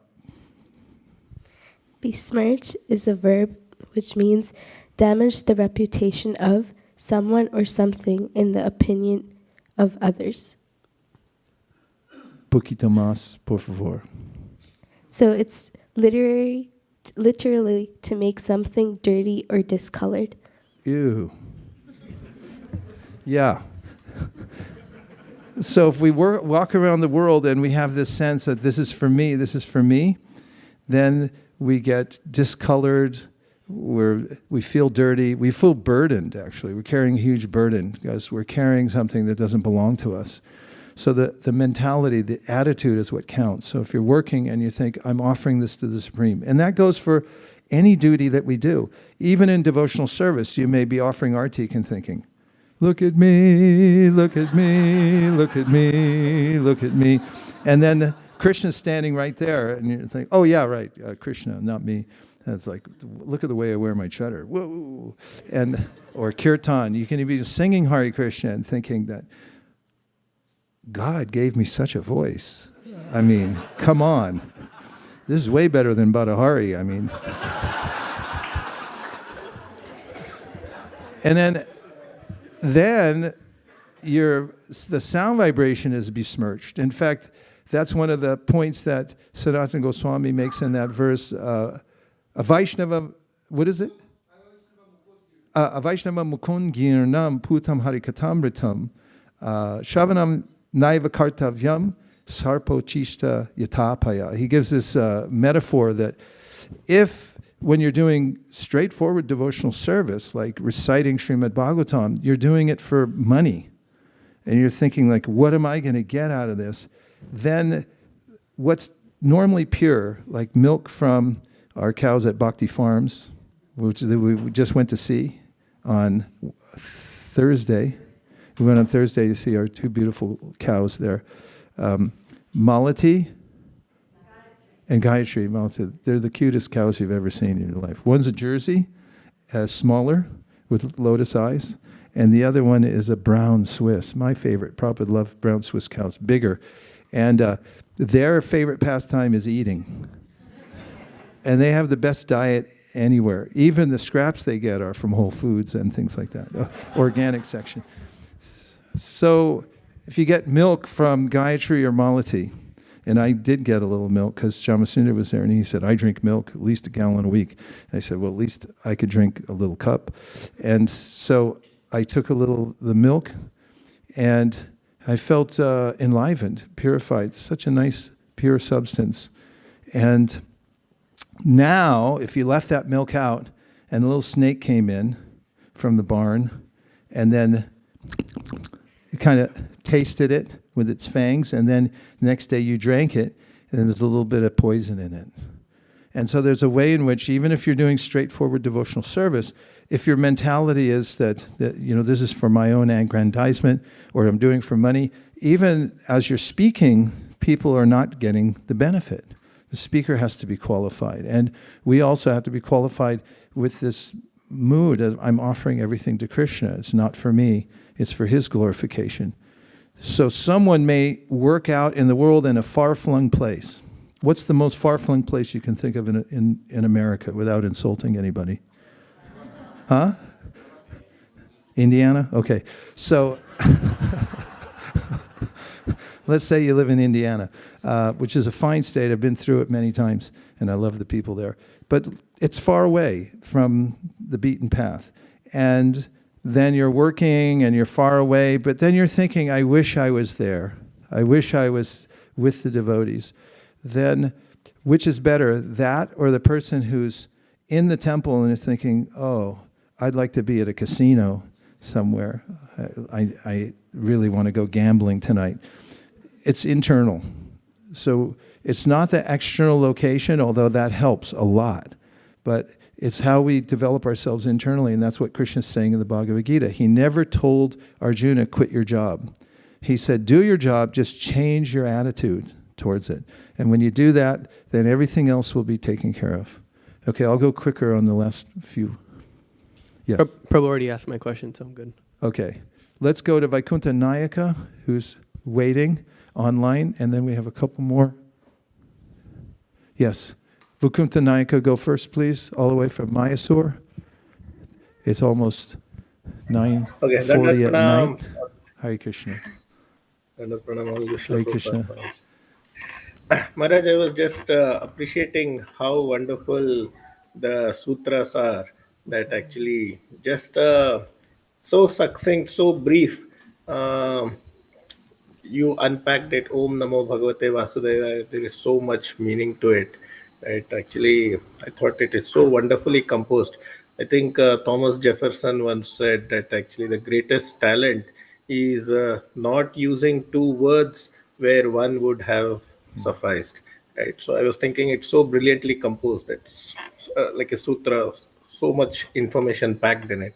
But yet we see at a sutra level, at a verse level, it is so wonderfully composed. But then we have whole volumes of the Vedas, which are actually kind of confusing, or which are taking one away from the actual path, right? Which are adding to the confusion, adding to the noise and not the signal. So like karma kanda sections, devata worship and all those things, right? So at one level it is so much focused, at the other level it is so amorphous, vague and broad. So if you could tell a bit Well, about the it, Srimad please. Bhagavatam is the signal through the noise. And the point is, as Krishna even says in the Bhagavad Gita, Traigunya Vishaya Veda, Nistraigunya Pavarjuna, Nirdvanvo Nityasatvasto, Nir Yoga Shema Atmavan. He makes the same point that you're making to Arjuna in the Gita. Sorry about the screen being out. It only happens twice a year and you just happen to be here. Anyway, you can do a yoga twist when you need to. He says, don't get caught up in what's that noise? I see, okay. He says, don't get caught up in the irrelevant details. And as I mentioned in the beginning, one of the questions by the sages is, Burini Buri Karmani Shotavyani Vibhagasha Ata Sadyo Trayatsaram Samudrita Manishaya Bruhi Bhadraya Bhutanam Amrita. What's the last line? Yenatma Suprasidati. So there's so many rules and regulations, too many. It is cut through all of them and tells the essence, and the essence is the Srimad Bhagavatam. That's what's coming to the point. And even with the Srimad Bhagavatam, someone might say, what about the 9th canto? Who's read the 9th canto? You're going, wait, what? What are all these stories? And the effect of hearing Srimad Bhagavatam over a long period of time, you hear it every day. Nityam Bhagavata Sevaya means like serve this Bhagavatam by hearing it every day. Or if you can spend a whole day hearing it, or days in a row hearing it, which we're going to do I'm leaving for India on Sunday, and I'm going to go sit down as usual in Govardhan. And all we're going to do is hear Bhagavatam all day long. And what happens then is, as you continue to hear, you realize that the Bhagavatam is solving all your problems. All the apparently obscure stories that you hear have a relevant meaning in our life. And they actually address a psychological condition, a category of psychological conditions that we have that keep us bewildered and entangled in the material world. So just by hearing Srimad Bhagavatam, it brings out through these nested stories the ways in which we can clarify what our purpose is in life and also be fully fixed on the path. So the answer to your question is, Srimad Bhagavatam is that signal through the noise. Om Tat Sat. Yes. Pavani Bhakti. Oh, sorry. Okay, we'll go back to you. Ask, because we'd like to have a woman's voice on this. Thank and then you, we'll go Maharaj. back to you too. I like the example that you gave for not missing the point of life. Can you help to understand how we should not miss the point of life? Yes, it's called Niyamagraha. Niyamagraha, as you all know, from the verse in the Upadeshamrita that starts with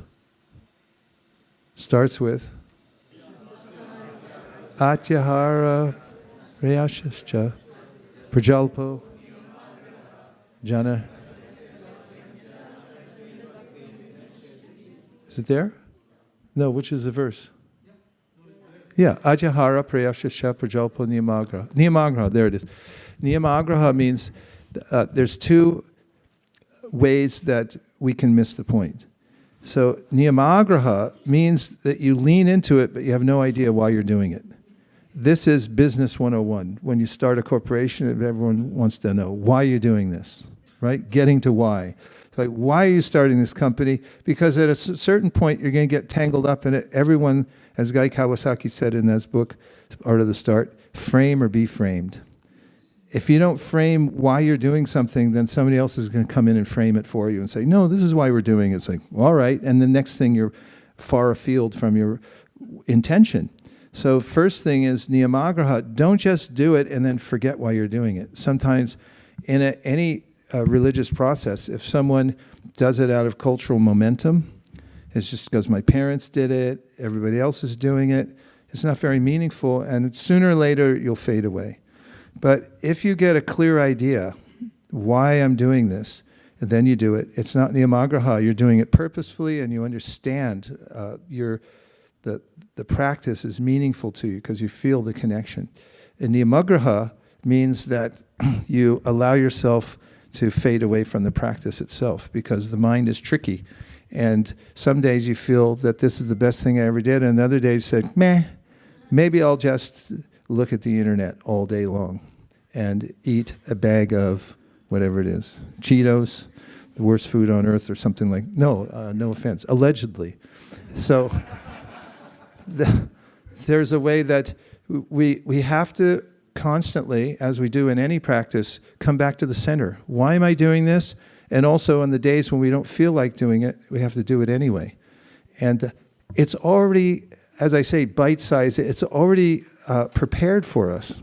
That's what this book is about. It's been put into pieces that we can digest, and you can take it. And our founder Acharya, he comes and says, here's a process even you can follow. Because it used to be 64 rounds. Good luck doing that and keeping a high-level corporate job, right? Or going to school and finishing. You're not going to finish 64 rounds. So he said 16, and also gave some other core practices like hearing on a regular basis and things. Then you can do it. So follow the Acharya and find out what the core practices are that you can follow every day. That's the same in any practice. Find out what the basics are and fall in love with the basics, marry the basics, and just keep doing them every day. And last point, there's a way in which Chaitanya Mahaprabhu, when teaching Sanatana Goswami, he gave 64 processes of devotional service. And then he said, okay, here's 5. These 5 out of 64 are so powerful that even if you don't have faith in them, but you keep a little bit of contact with them, you're going to be successful. How nice is that? And then out of those, you said there's one that's the best. It's chant Hare Krishna. So it's essentialized. It's already divided up. You just have to find the ones that you can stick to on a regular basis. Okay, Sharad. Hare Krishna Guru Maharaj. So the point about the Shrama and Ashrama. No credit with the microphone far away. Yeah.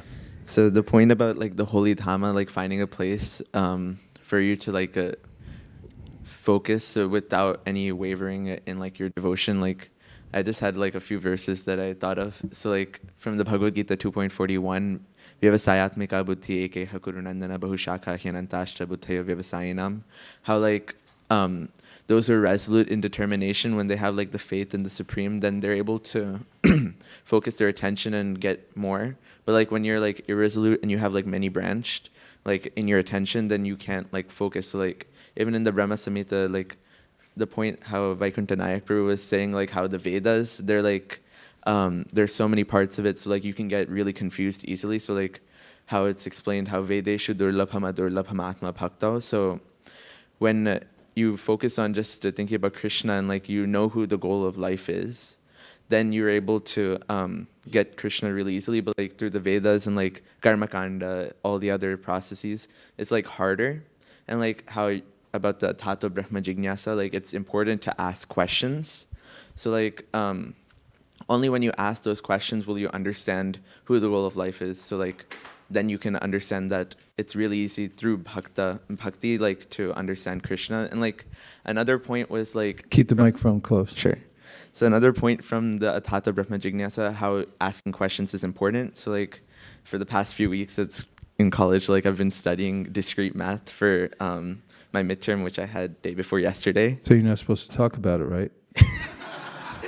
Yeah. So Okay, go ahead. yeah. So one of the main like proofs that we had to do was like about the improvement lemma, and like how only when you like start something will you get like better. It's like guaranteed that you get better and better. That. So like the point, like how in the Bhagavad Gita there's so many verses, like one neha bhikramanashvasi prativayana vidyate swalpam apyasya dharmasya trayate mahato bhayat. Like bhakti, there is no like side effect. Like you're not gonna lose anything from performing bhakti. At least you'll get better and better throughout like practicing bhakti. So like, what is the why shouldn't you like practice bhakti? So like that's the main thing. Like even if you don't like put the faith, as you just mentioned, even if you don't have faith in them, by trial and error, just brute force, you'll still get better and better. So Okay, now to stick the landing. Give us one sentence, no semicolons, period at the end, that summarizes everything you just said. okay. So Think hard, meditate, one sentence, no semicolons, go. basically, Basically, just say it. Focus. Vyavasayatmika buddhir, go. focus on Krishna without thinking about the results, and you'll get him.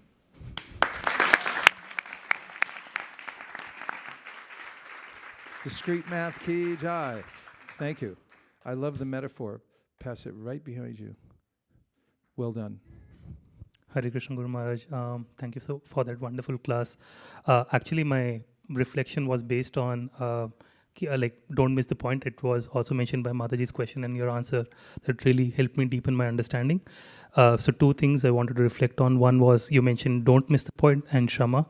So one verse came to my mind was from the Divinity and Divine Service, is the Dharma Swanusthita Pumsam Vishvaksena Kathasoya Notpade Katharatim. Always let the rest finish the last line. Okay. Thank you. So gotta keep us up.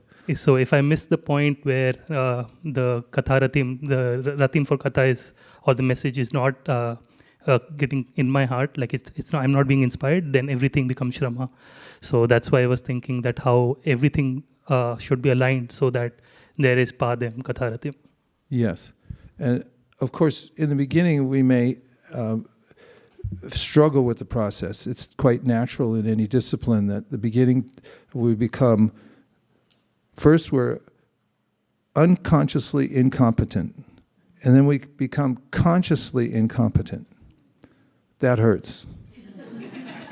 And then we become consciously competent, then we become unconsciously competent. And there's always this progression. So in the beginning, although I may be practicing and doing my due diligence, I may sometimes think, oh, this is also Shrama, because what's the use? I'm such a useless person, I can't do this properly. But we got great encouragement from these last few comments, Neha Bikram Manashosti, etc., discrete math. If you just start and get into it, you're going to make progress, right? I don't know if that's what discrete math is, but yeah, so that we have to also have this impetus to continue even when it's in a medicinal stage, when we're taking it because it's prescribed and we don't feel the result yet. Okay, we had Devavrata, and then we're coming over to Kennedy and Shraddha. Devavrata Prabhu, please go ahead. Oh, he's driving. It's okay. It's hands-free. Okay. I was appreciating the point that you were making regarding offering everything to Krishna, and even in the practice of pure devotional service, how although the external practice of pure devotional service may be there, hearing, chanting, worshiping the deity, and so on, if the consciousness isn't proper, or we try to appropriate the activity, it falls into mixed devotion, and actually we won't attain the ultimate purpose of that practice. So I was just appreciating this point of offering everything to Krishna, that has to be the underlying consciousness of any service that's being performed. Otherwise, the ultimate goal won't be attained. Yes. Of course, we also get encouragement, don't we, from Shukadev, where he says, akama sarva kamo va moksha kama udaradhi tivrena bhakti yogena yajeta purusham param. Even if you're imperfect when you start and you have all kinds of material desires, he said, do it anyway. There's a way in which Krishna then helps to purify us. Satyam dishati artito nirnam naivartato yad punar artito yata swayam vidate bhajatam anichatam icha pitanam nijapada palavam, which means that if you start in devotional service very sincerely and then you start asking Krishna for all kinds of material benedictions like Tesla, what? iPhone 14. Oh Lord, won't you buy me a color TV? Okay, so yeah, then he says, Krishna says, in a summary to this verse, he said, this person is a fool. I'm not a fool. I know what his ultimate interest is. So although he's asking for material benedictions from this and is mired in this idea that I'm going to get some material benediction out of it, he said, I'll give him the benediction, but in such a way he won't ask for it anymore. He can do that. He can deliver a material desire, and then you say, not so much. I didn't want it like that. It's like, nah, take it anyway. It's like, ew, get it off me. It's like, no, you keep it. That's kind of the theme of the material world. You touched it, you got to buy it, and now you keep it. And then you start thinking like, I don't want to buy anything here anymore. I'm only buying stuff from the spiritual world because it's not sticky and I'm not besmirched by it. So that's Krishna's expertise also in purifying us. So even if we find we have an errant attitude, we can continue and be benefited. And I forgot, who's Kennedy? Hare Krishna. Thank you so much for this lecture. I was really loving a lot of the comments that were happening over here about the Dham, and it reminded me that Srila Prabhupada had said there are people who, when they become sadhus, they themselves are like walking holy places and they purify the world around them. So the more that we imbue ourselves with bhakti, the more that we practice despite conscious incompetence, which really makes you want to stop, the more that we purify ourselves and then go out into the world and purify the world around us. And as we shift our perspective of ourselves and we offer more to Krishna in our hearts, then we shift the perspective of the world and we offer Krishna to the world. And it's this beautiful symbiotic relationship that we're capable of making. And on a personal note, it's so amazing to come in here and see this room full in the morning and know that everybody in here is on their way in that process. What do you think? Pretty good, huh? Let's give her parents a hand. That's it? That's for you guys. Look up imbue in the meantime. Shraddha. Thank you, Kennedy. That was so beautiful. Thank you, Maharaj, for the wonderful, wonderful class full of gems. One of the gems that I'm carrying back is your statement that you said that a subtle entity cannot enjoy anything grosser than itself. And that explains a lot about Explains a lot, right? Yes. Explains our frustration with material energy. You ever in a hurry and you drop something on the floor and clunk and you're like, stop it. You know, and there's everything just, when you get there, when you get a close look at it, it's like, nah, that's not what I thought. Not the color I like. It's faded, and it just, everything becomes disappointing in the material world. Therefore, Prabhupada says frustration is the doorway to enlightenment. Because when we realize why we're frustrated, because I'm wholly, fully incompatible with the material energy, then it's not so important to me to embrace it anymore. And then if I have the alternative to embrace, then I can use all my energy and focus for devotional service and feel satisfied. That's it. Okay. Oh, boy. Okay, go ahead. Sorry, everybody. Hare Krishna Maharaj, thank you for the nice lecture. After hearing, I was feeling grateful to Vyasadeva and also to you for explaining this knowledge which is coming through disciplic succession. And I had a question about specifically Vyasadeva's appearance. I mean, why Krishnadeva and Vyasadeva chose this specific time of just Kali-yuga was starting before he came and did his works. And also a subsequent question, like for every yuga, does the assigned Vyasa has some specific responsibilities? Yes, there are 28 Vyasas that appear during in a scheduled way during the various manus. And you know about the manus, they come in a scheduled way. There's a administration in the universe, and one of the biggest roles is the Vyasa, who brings forth the relevant teachings at the particular time, divides up the Vedas, hence the name Vyasa, editor, divider.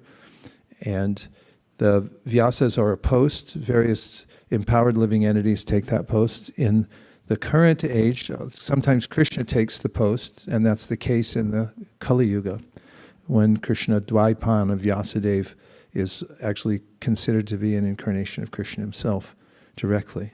Does that help? Yeah. And why he does it? I mean, no, just asking Prabhu why Krishnadeva and Vaisesika chose this specific time to appear. I mean, is there any reason just before Kali-yuga was started? Well, lucky for us, right? I mean, it seems like good timing for us because we're able to avail ourselves to all of it at this time. And that's one of the implications. I mentioned this last night, that those who observe the situation, first of all, Kali-yuga is such a bad age, you get a discount because our qualification is our disqualification. It's like these guys are never going to get it. And they're so bad and distracted that, like, just make it so simple. Put in a little pill and just say, take one a day. That's it. Can you do that? And then that comes down to the most essential part. And so that's always the impetus. That's represented at Naimisharanya, that essentialize it, make it a pill so everyone can take it even with their eyes closed and make it relevant and have it be effective. Okay, a couple more and then we'll finish off. Yes, Prabhu.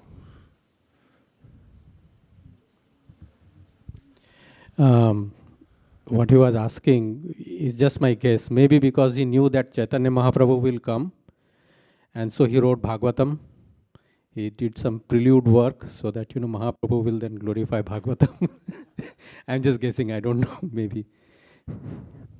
Well, I mean, we don't want to guess, right? But as it mentioned by Karabhajana Muni, Kalim sabhajayantyarya gunagya sarvagina yatra sankirtane naiva sarvaswartopi labhyate. This is just backing up what I said earlier. Kali-yuga is a good age. It's worshipped because in Kali-yuga, you can get everything through Sankirtan. That's the one yagya, he says. So wise people, those who are essence knowers, know that this is the case in the Kali-yuga. And it's certainly, who's the last person? Okay, 1, 2. Hansapriya is the last word. Hare Krishna, Maharaj. Thank you for the wonderful class. When you love someone and ask them to do things for their benefit, and sometimes when they don't do it, you feel bad. Like you eat, you tell kids to eat healthy and then they don't eat. You feel bad. You get hurt. Oh, why are they not doing it? Yeah. Similarly, like when Krishna and Prabhupada, Guruji asked us to do certain things, and when we don't do it, then they do get hurt. One other way to pursue and continue your practices is because you don't want to hurt someone whom, when they love you, you don't want to hurt them. So That's nice. That's really nice. Yeah, it's a good point. And when you said the first part, I was thinking about the second part, and that, like, when you see others not take what's good for them, and you think, no, take. Then you think, well, what am I doing? As once I mentioned that I was in San Francisco and I was distributing Bhagavad Gita, and a young man was walking by, nicely dressed, and I just assailed him by saying, hi, how are you? And he pretended like I wasn't there. And as he passed me, I was hit by the ignorance, the sense of like, oh, do I exist? And I was thinking, what does it feel like to be ignored? And I think that's how I've been acting towards Krishna since a time immemorial. How does it feel to be on your own? Okay. Hare Krishna, Prabhu. Prabhu, I think you nailed so many points today, even starting from the japa, why we are here, why chanting. And I wanted to mention that the point that I missed, and actually my dear husband pointed out to me, because I told him, today's eclipse, I'll sit down and listen to class, and Vaisesika Prabhu is going to be gone, and I'll just quickly make the Rajbhog. And then he asked me, what would you make? And I said, I'll see after eclipse, I'll make something like tamarind rice, yogurt rice. That he's like, you're making for the Lord. You're making for Krishna. It should be the full feast, not like it just yogurt rice, tamarind rice, this right. So I was just thinking, I missed the whole point that of cooking for the Lord. So it's just so important for me to be engaged in the service, to understand that why we are doing it, for who we are doing it. So thank you very much. That makes us happy. Although Balaji eats tamarind rice. Yeah. Right? That's what he said. Are you cooking for Venkatesh or are you cooking for Mother Mohan? Yeah, right.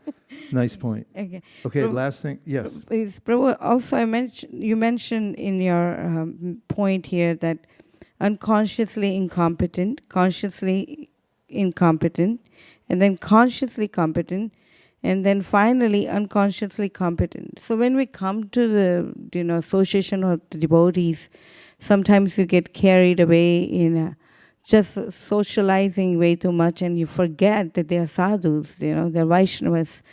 So how do you keep this unconsciously competent more in a center, so then you have a respect from the core of your heart? Really by always putting yourself in the association of people who are more competent than you are. That's how we grow. If you're the smartest person in the room, you're in the wrong room. So try to get around people who are like-minded but more advanced than yourself, because then there's this impetus when you see other people that are more refined. And, oh, I wish I had said it like that. I wish I had that quality. Then you'll make advancement, and we always have to have that example and the association of those who are better than we are and more inspired than we are. And sometimes it comes from new people. It's why important in any community, new people have to come in, because we get onto a plateau and we think like, yeah, we're good, we're so smart, we do everything right, we're ISV, blah, blah, blah. And then all of a sudden somebody else comes in and we go, wow, we're nowhere.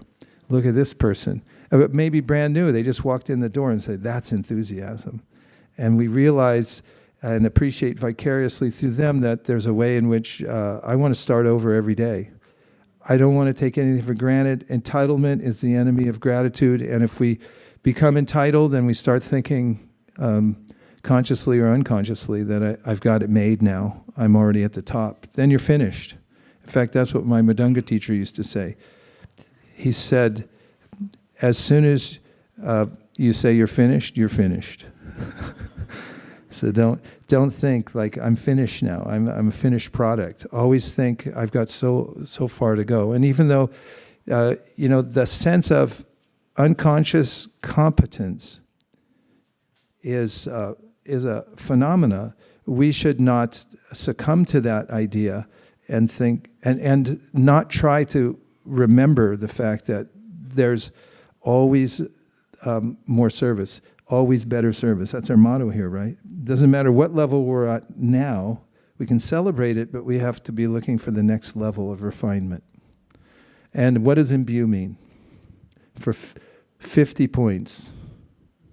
Who can say what it means before she says and where it comes from? No, you can't say, you were the original speaker.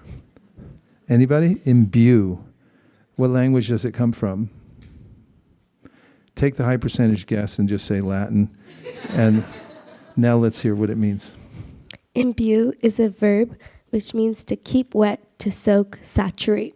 It also figuratively means to cause, to absorb feelings or opinions. Not a bad word. And it comes from? And it comes from Latin, which is imbuere, moisten, wet, soak, saturate. And then you can also compare it to imboivre, drinking or soaking. Okay. Dear Srila Prabhupada, Shri Chaitanya Mahaprabhu, Shri Panchadava, Shri Radhamana Mohan, Shri Lakshmana Shringadev, please let us imbue I hope I'm using that properly. The transcendental sound vibration coming from you, and please let us be soaked and saturated in your service. Thank you for considering our request. Om Tat Sat. Everyone who agrees with this prayer in whole or in part, please unmute and say Hare Krishna. Hare Krishna. Thanks, everyone. So now we have a youth presentation, 5-minute presentation that's going to take place on Zoom today. So because the light bulb burned out here, you're going to have to, right? You have to turn around. And this is the last thing, and then everyone gets to sing and dance. Inconvenience regretted.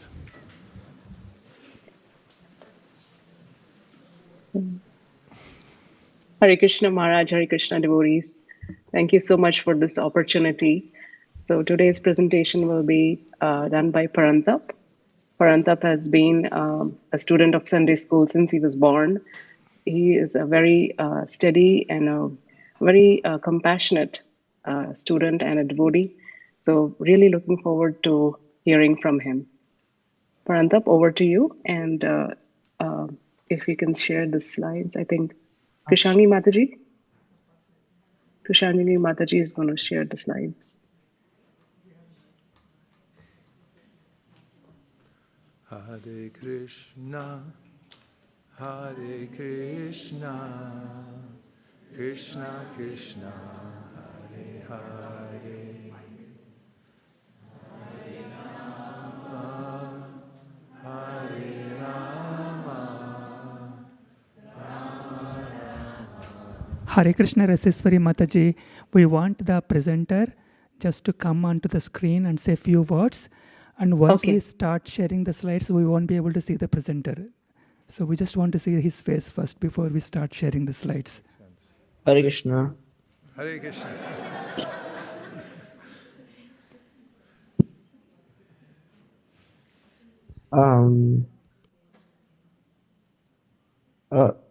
You want to introduce yourself, Parantap?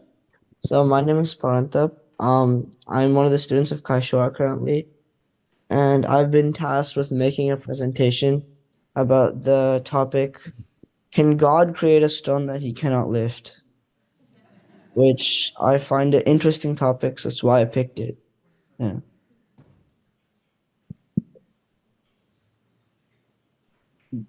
Yeah. All right, so can God create a stone he cannot lift?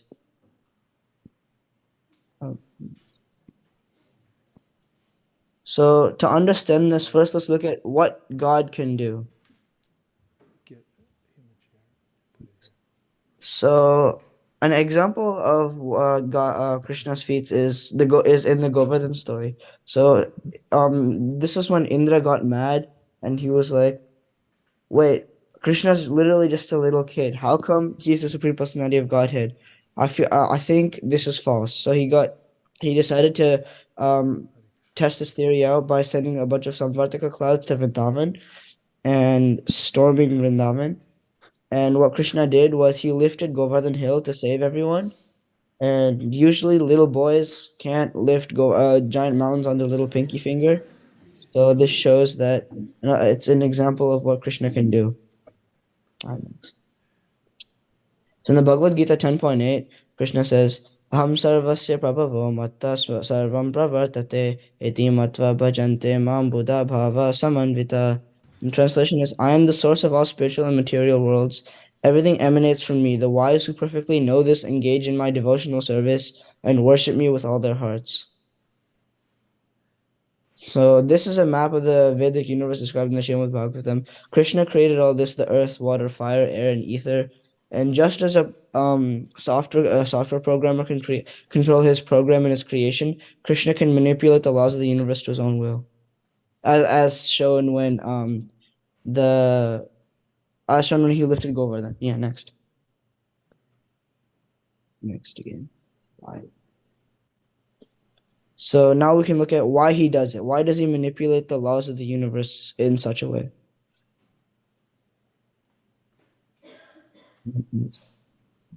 Okay, so let's go back to the Govardhan story for a second. So in this story, the reason why he lifted the enormous mountain was he had to save the devotees because the Vrindavan was flooding. Also, so he could give his devotees a chance to enjoy his pastimes. Then there's also the Gajendra story. So if you also remember, Gajendra was an elephant who was enjoying with a bunch of other elephants in a lake, and then a crocodile came out of nowhere and grabbed his leg, and he couldn't get out, so he prayed to Krishna. So Krishna decided to come and slice out the crocodile's neck, and this was again to save his devotee and to let his devotee enjoy with him in his pastimes. And then there's also Lord Ram's bridge pastime. Lord Ramachandra was an incarnation of the Supreme Lord, and he didn't need a bridge. He could go over the giant ocean. Yet he still employed a bunch of monkeys and bears and animals to create a giant bridge to Lanka. And also, stones don't usually float. So what he did was, with his potency, he manipulated the laws of the universe and made it so that the stones would float when his name was written on them. And this was again so he could continue his pastimes with his devotees, this time in the form of the monkeys. So then, what's the answer?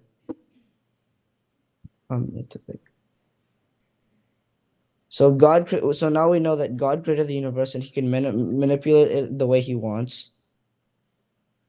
He does this so he can to help him in his pastimes, and he gives his devotees an opportunity to serve. And it also gives non-believers faith. Like if you remember, Indra didn't believe that Krishna was the Supreme Personality of Godhead, but Krishna showed him by lifting a ginormous mountain and saving everyone. So the answer is yes, the Lord is able to create a stone that he's unable to lift, if it is for the purpose of helping him in his pastimes and to enjoy with his devotees. Thank you.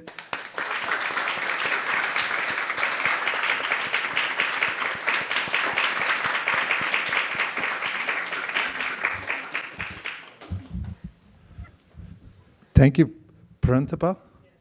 Prantapa, thank you. You have a charismatic presence. Thank you. And I think part of it is because as you mentioned in the beginning, it was a topic that interested you.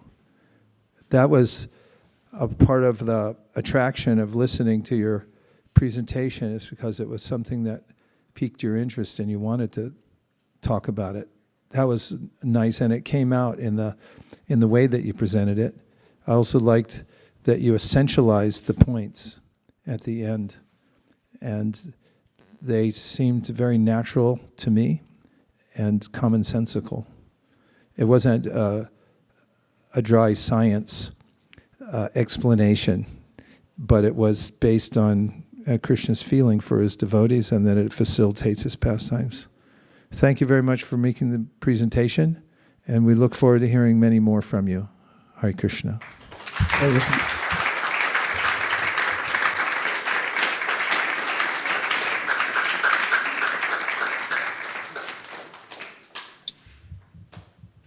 Thank you, Maharaj. Is there any time we can accommodate some more questions or reflections? 2 more. So we open it to the audience online or yes, in the temple.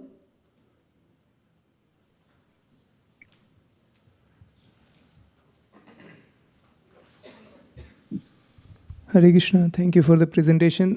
Thank you for bringing 3 stories to substantiate the point. In the first story, I think you mentioned Krishna, even though he was a child, he lifted the mountain, so he manipulated the laws that he has created. In the third story, stones were floating on the water. That is something which is not expected. What about the second story? I don't understand which law he manipulated. Gajendra, The Gajendra story wasn't to show that he manipulated a law. It was to show the second point, that he manipulates the laws to save his devotees. I also don't think it was a very relevant story, but it was in the book, so I added it. This wasn't based off a book, so yeah. I think all it does is show the point that Lord Krishna is willing to drop everything and do anything for his devotees. He didn't really manipulate any laws there. So yeah. Thank you. Can I Can I add a point to that answer by Yes, sure. Parantap? So my understanding was that story actually showed how the elephant is actually a lot more powerful than a crocodile, generally speaking. But in that situation, even though Gajendra was helped by a lot of other elephants, he was not, he could not be rescued. And there was only one crocodile on the other side. The reason being that the crocodile was in the water and he was at his, in his natural habitat. That made him a lot more powerful. And so that Krishna coming in and saving Gajendra actually shows that, how he defied the whole natural, cycle that a crocodile could, could be more powerful than the elephant. Thank you. That was my understanding. Thank you. Okay, Kennedy, last point. I really appreciated the presentation. I actually really enjoyed the addition of Gajendra's story because it reminds me of in the 10th canto of the Gita, he says, I am the gambling of cheats. And, it doesn't matter if you're supposed to be stronger, you're the king of the elephants. If you have this crocodile, you're on unfair footing. By all means, after 1,000 years, that crocodile should have won that fight. But because he had faith, because he prayed, because he offered his obeisances to the Lord, despite a body that was not suitable to that questioning, as per our lecture earlier today, still Krishna came and he said, you remembered me, you called my name, I'm here. And even with Indra was trying to kill the people of Vrindavan. He was so upset about not being offered the respects, and instead they were being given to some small cowherd boy. And Krishna said, all right, in this process, not only am I going to glorify Govardhan, I'm going to glorify my devotees. I'm going to bring my devotees into this pastime. There's so many points where, by all means, no one ever expects him to do what he does. But out of love, he says, oh, no, you thought? No. Let me show you how this is going to go. And he does it with joy, and he does it with gratitude for the people who are there with him. Haribo.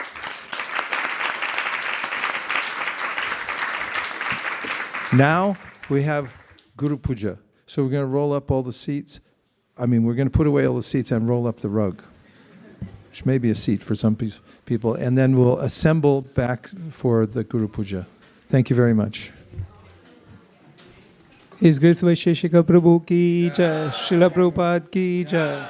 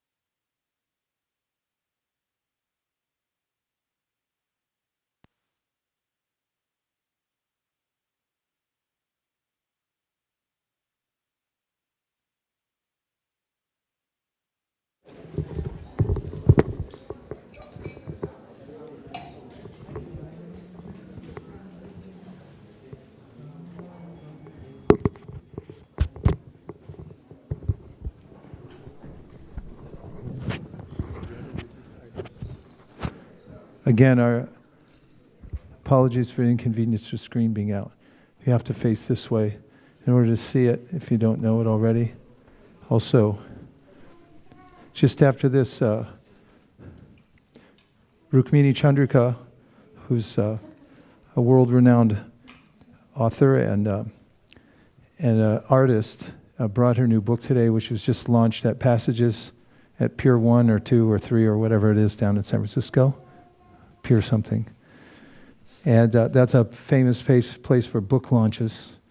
And so she had a very joyous and victorious book launch there. Many people came and saw it, and the news of her new book, Drawing Your Feelings, is going out all over the world right now as we speak. So she brought some of the books with her today, and she'll have a little table afterwards. So I got multiple copies myself. I've been giving them to friends, family, and things like that. So I urge you to take a look and also read the book yourself, because it's very helpful. Om Tat Sat. Namashreshtam manamapi shachiputramatra sarupam Shri Rupam Tasya Grajam Uruparim Maturim Goshtavatim Radha Kundam Girivaramaho Radhika Madhavasham Prapto Yasya Pratita Kripaya Shri Garum Tandatosmi He Guru Jnana Dadina Bandho Swananda Data Koranayika Sindo Vrindavana Sinahita Avatar Prasida Radha Pranaya Prachara He Dina Bandho Koranaika Sindo Guru Prasada Maimanda Mudhe Laksha Paradhe Bahupapa Gadhe Tatpada Padme Tishta Krishne Naivo Payantya Pachitim Kavayasta Vesha Ramayushapi Kridam Ridamudasmaranta Yontar Bahistadubhritam Ashubhan Vadunvan Acharya Chaitya Vapusha Swagatim Yanakti.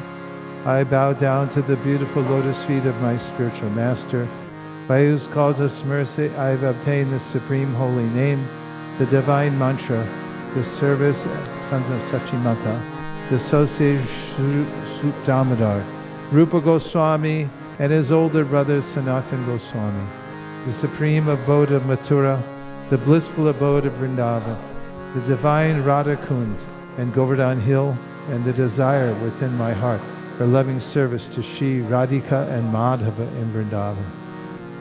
O spiritual master, O giver of divine wisdom, O friend of the fallen, you are the giver of your own bliss, and you are the only ocean of mercy.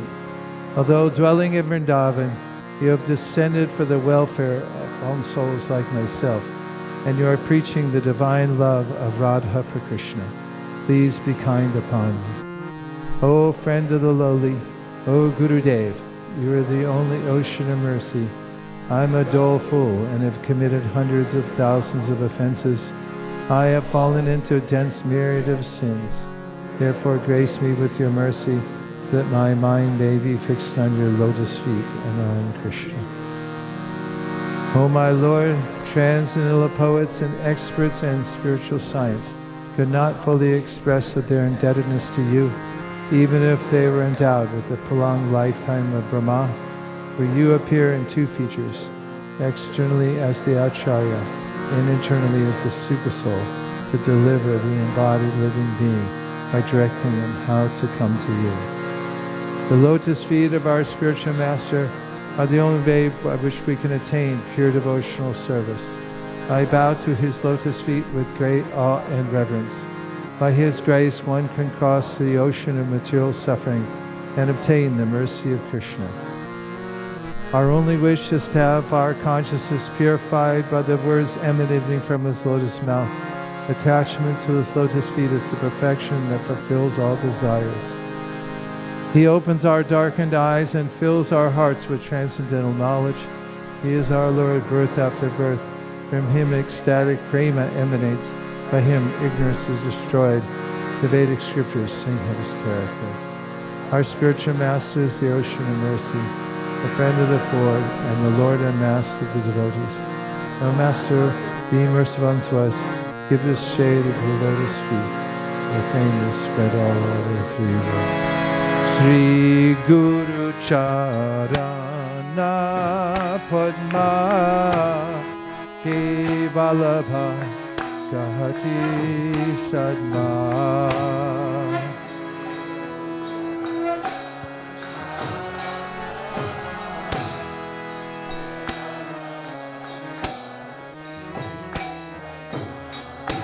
Bando Mui Savadhanama Te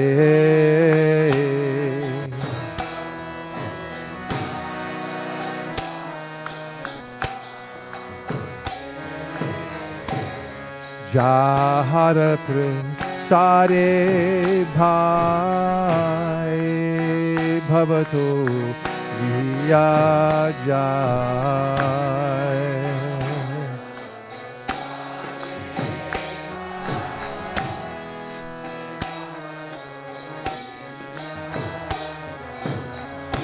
Krishna prapti hoy jaha hoy te.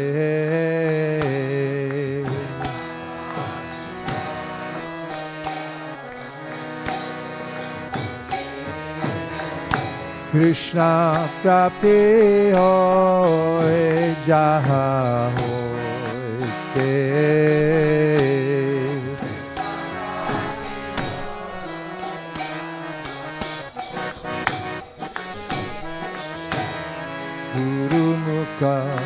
Padma Vakya Chitete Ko Riya Oikya.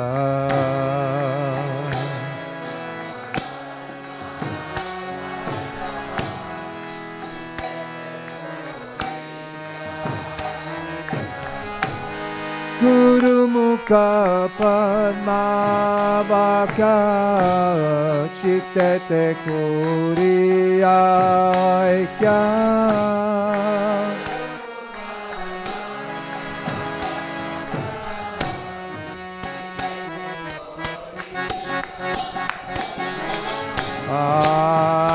Anakori ho mane asha.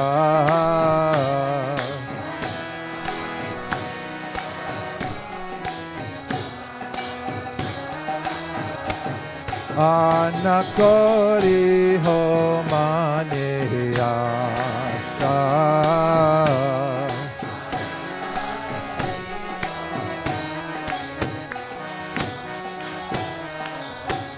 Shri Guru Charane Rati Eshayu Tamagati.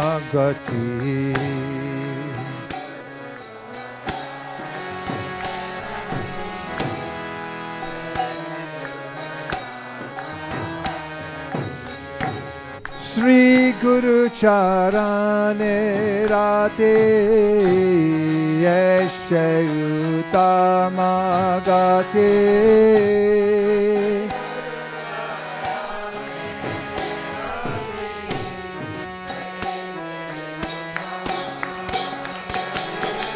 Jai Prasade Pure Sarvasha.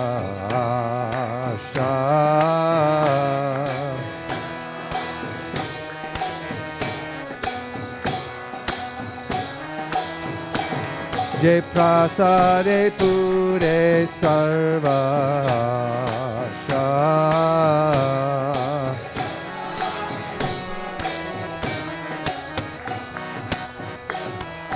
Chakudan Dilo Jai Janme Janme Prabhu She.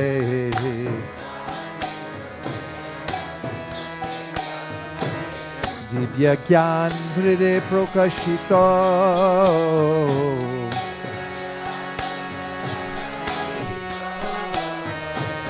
Divya Gyan Hride Prokashito.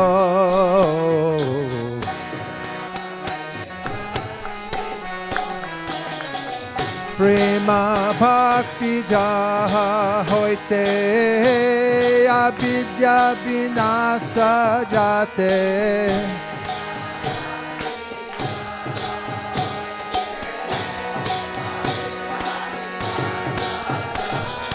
Prema bhakti jaha hoite avidya vinasa jate.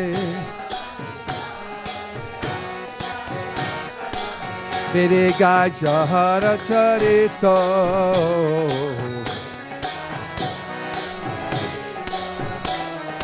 Virega jahara charito.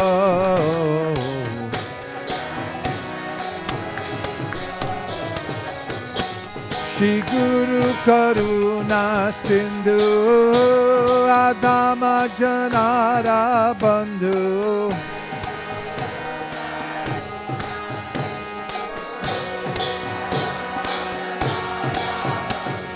Shri Guru Karuna Sindhu Adama Janara Bandhu. Lokana Lokera Jivana.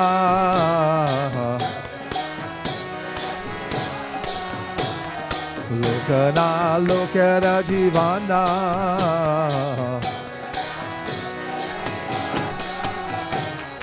Ha ha Prabhu Kora Joya Dehamore Parachaya.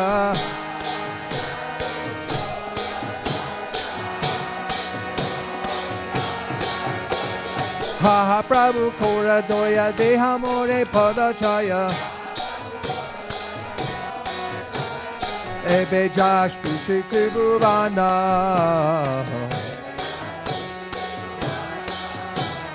Ebe Jash Kushiki Bhuvana.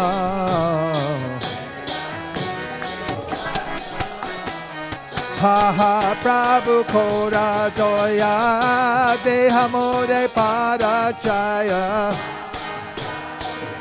One more time. One more. Ha ha Prabhu Kora Doya Dehamore Parachaya.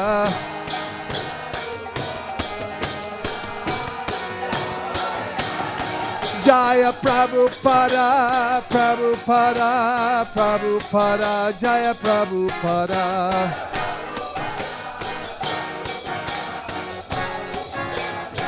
Jaya Jaya Prabhupada, Prabhupada, Prabhupada, Jaya Jaya Prabhupada.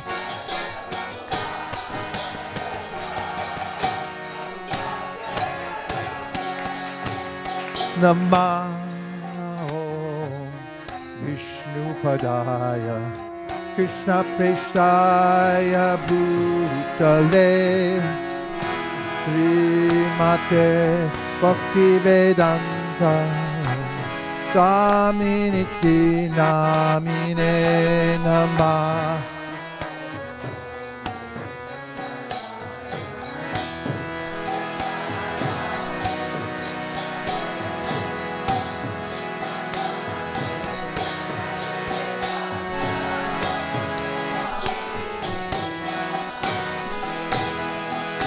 Namaste Saraswate Deve Gauravani Pracharine Nirvishesha Shunyavadi Paschatyarishatarine.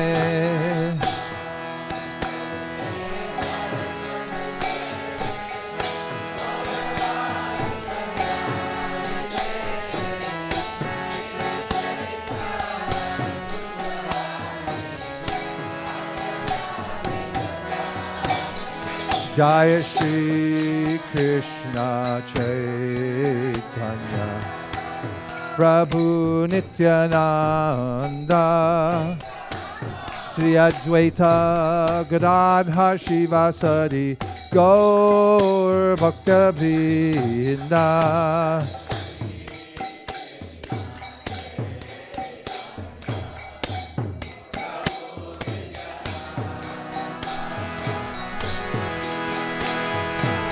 Gadadhar Shivasadi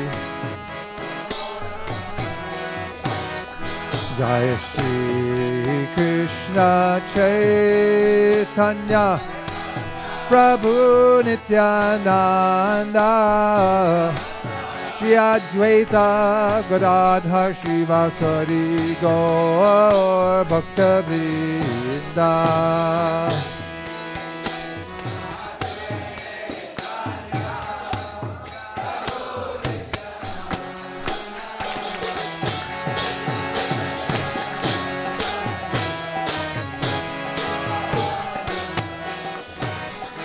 Hare Haraya Namah Krishna Yadavaya Namah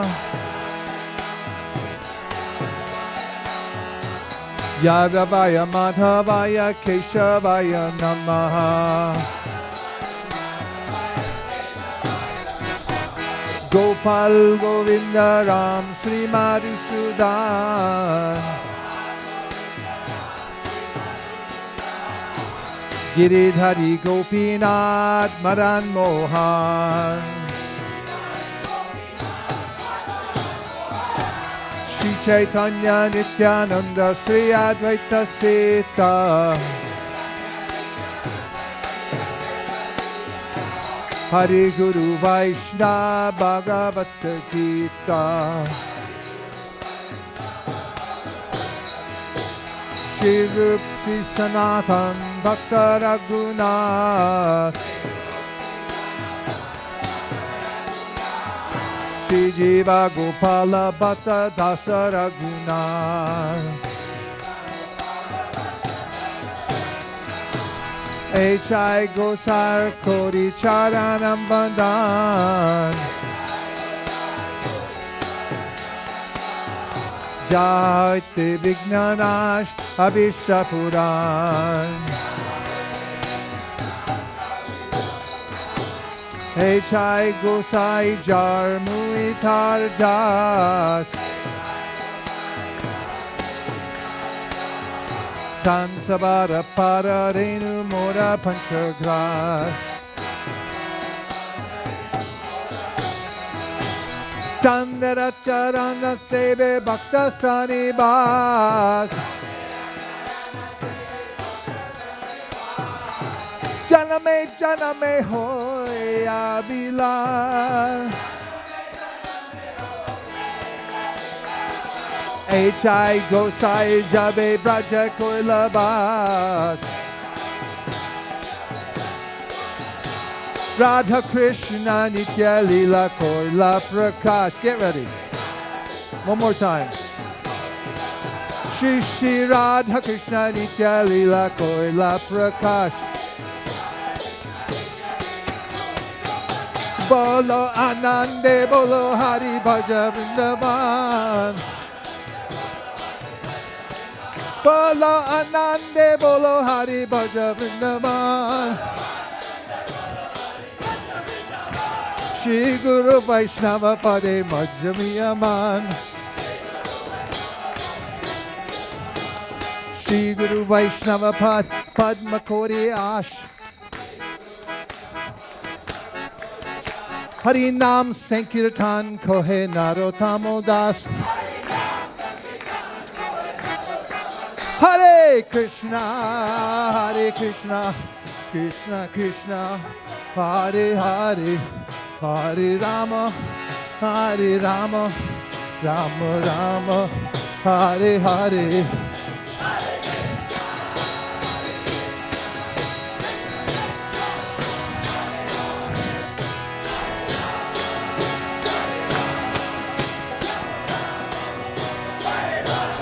Hare Krishna, Hare Krishna, Krishna Krishna, Hare Hare, Hare Rama, Hare Rama, Rama Rama, Hare Hare.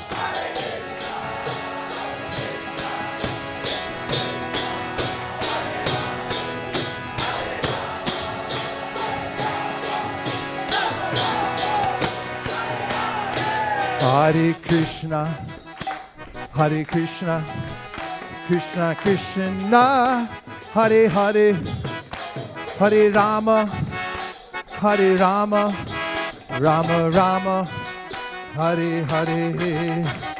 Krishna,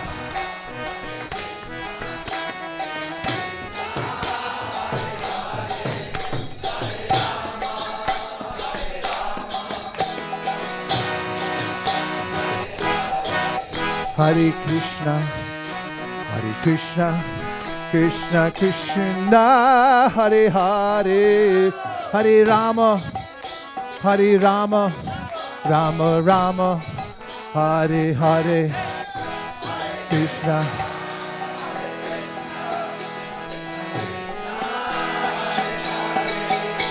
Hare Rama, Hare Rama. Hey, Hare Krishna, Krishna Krishna, Hare Hare, Hare Rama, Rama Rama, Hare Hare.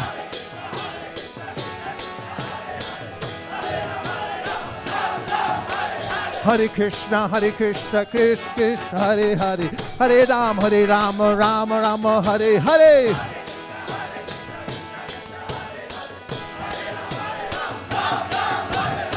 Hare Krishna, Krishna Krishna, Hare Hare, Hare Rama, Rama Rama, Hare Hare.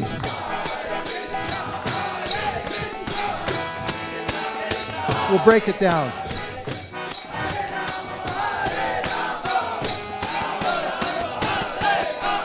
Hare Krishna, Krishna Krishna, Hare Hare, Hare Ram, Ram Ram, Hare Hare. That was nice. Bhajare,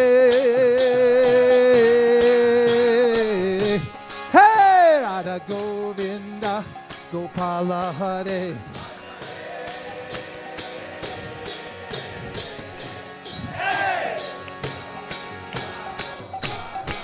Bhajare, hey, Radha Govinda, Gopala Hare.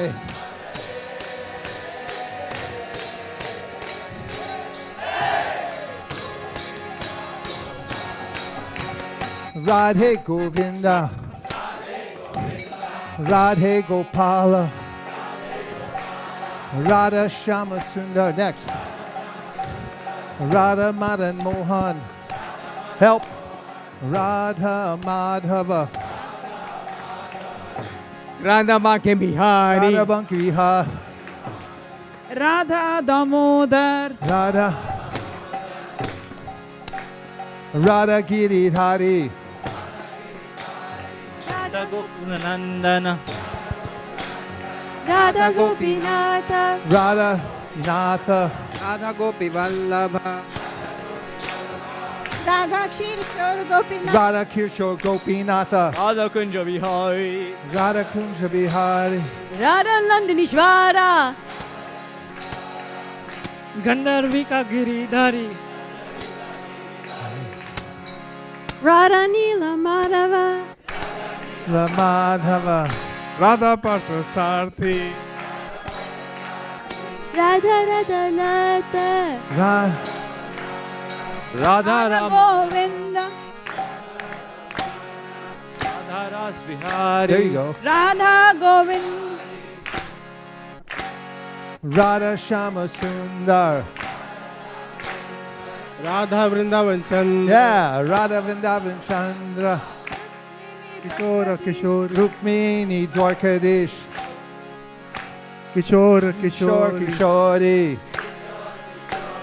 Radha Govinda.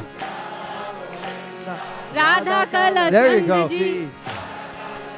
Bhajare. Hey, Radha Govinda Gopala Hare.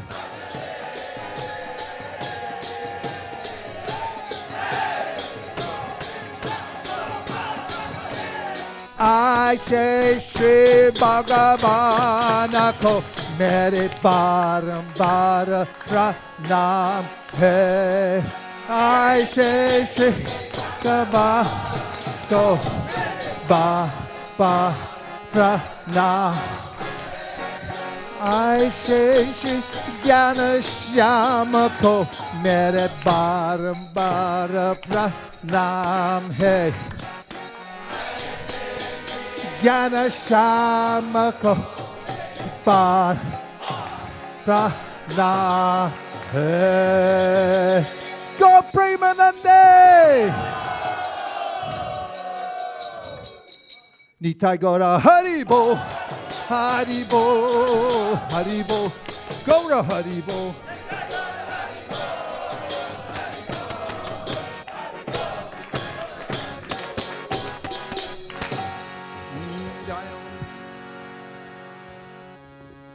जय Om Vishnupada Paramahamsa Parivrajakacharya Ashtottara Shatashri Srimad His Divine Grace A C Bhaktivedanta Swami Srila Prabhupada की जय Om Vishnupada Paramahamsa Parivrajakacharya Ashtottara Shatashri Srimad His Divine Grace Bhaktisiddhanta Saraswati Goswami महाराज श्रील प्रभुपाद की अनंत कोटि वैष्णव वृंद की नामाचार्य श्रील हरिदास ठाकुर सी प्रेम से कहो श्री कृष्ण चैतन्य प्रभु नित्यानंद श्री अद्वैत गदाधरा श्रीवासादि गौर भक्त वृंद की गंगा माई जमुना माई की भक्ति देवी तुलसी देवी की सामवेद भक्त वृंद की ट्रांसेंडेंटल बुक डिस्ट्रीब्यूशन की निताय गौर प्रेमानंदे all glories to assembled devotees all glories to assembled devotees all glories to assembled devotees all glories to Sri Sri Guru Sri Gauranga.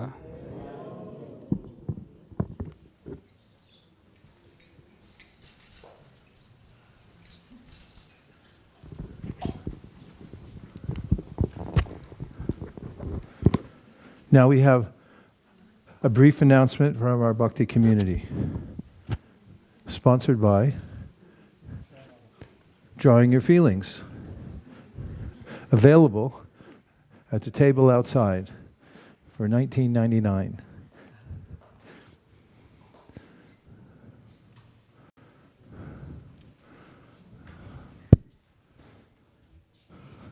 Hare Krishna. Thank you, everyone. Bhakti community is an online community for spiritual seekers.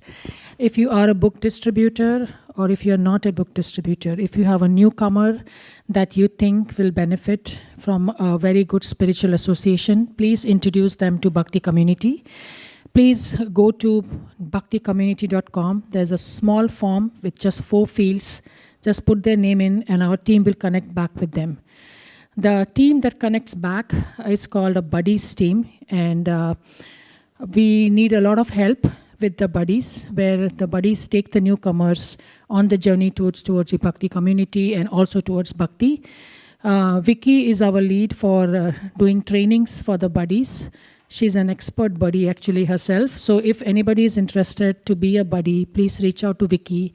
She can help you on board on the training, and then you can directly become part of the community. So thank you, everyone. Please don't forget bhakticommunity.com. Hare Krishna.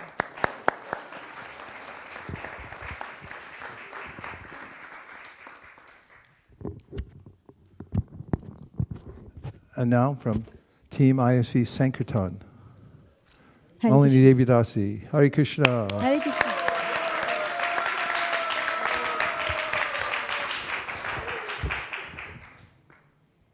Hare Krishna. As we know that Live to Give Marathon, the overall world goal is set. I don't know if everybody knows. Anybody knows here?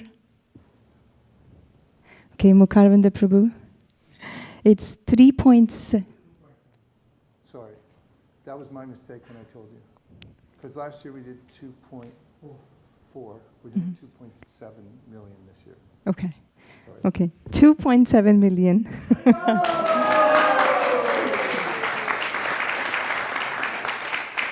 It's 2.7 million only.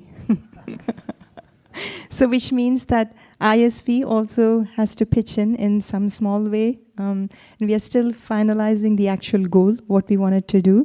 And probably by today, tomorrow, we will ratify the goal. And I wanted to share that today, there's so many spots for us to go out and book distribution. One is our yearly pumpkin festival in Half Moon Bay. It has over 100,000 people who go to the festival every year. It is for 2 days, Saturday and Sunday. And I know that Kid Sankirtan team is going. Kameshwari is taking a team. It's really fun if you haven't been there. Even if you don't want to distribute books, please go there. Because they carve big, big pumpkins. And even though you cannot distribute a book, it's very easy to distribute one book there because people are already in very jolly mood. So please consider going there. Second thing is there's a festival called How Weird, and and Kautukarna Prabhu and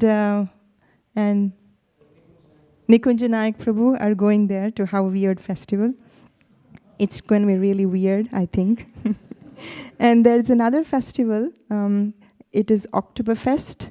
I don't know if anybody is going to, nobody's going to Oktoberfest because we don't have any previous data to see how big it is, so we're not going there. But there is also our Diwali Mela in Cupertino. That is our yearly favorite also, all happening on the same weekend. So I know that Adinath Krishna Prabhu and Vaishnav Toshni Prabhu are going there as well.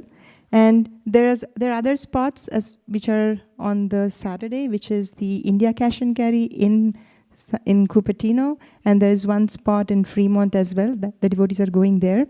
I just want to share 2 stories that how important it is to just touch the pavement.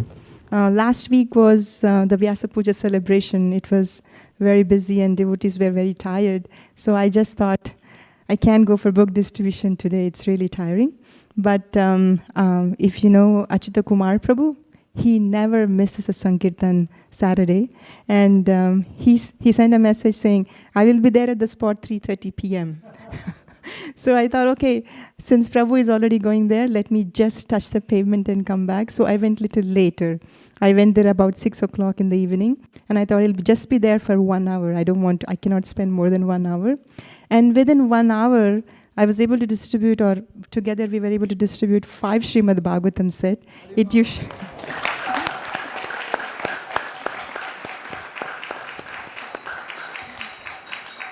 And one was for Hansa Priya, because when I was driving, she told me, can you distribute one on my behalf? So that was one for her. So I just want to say that how Krishna reciprocates. Even though you want to do something very little for him, Krishna just goes and he pours out his mercy more than what you can imagine. So please go touch the pavement and come back. And the other story I wanted to share is today, I think it was Jai Krishna Prabhu, sorry. Jai Shri Krishna Prabhu. Yeah, Jai Shri Krishna Prabhu was asking a question about workplace and how it is hard to practice your devotional service and go to work. One story was, I was at work last week on Thursday. I had to physically go in. And after the work, I was just almost about to head out. And there was a group of directors and senior directors, which I tried to avoid. But that day, I couldn't avoid. I was going there because they always have a happy hour. So they are drinking. So they actually taunted me saying that, oh, she never comes here. You know, she doesn't like us. So I had to just stop by for a moment and just say hello to them. And one of the persons there asked me, would you like to take a drink? And I said, no, thank you, I'm good. And I was thinking, why, Krishna, why you have to put us in this situation that we have to go and associate, talk to them? And then I came back, and that same Saturday evening when I went for a book distribution, the person who asked me, would you like to have a drink? happened to be at the store, Indian store. And I asked him, would you like to have a Srimad Bhagavatam?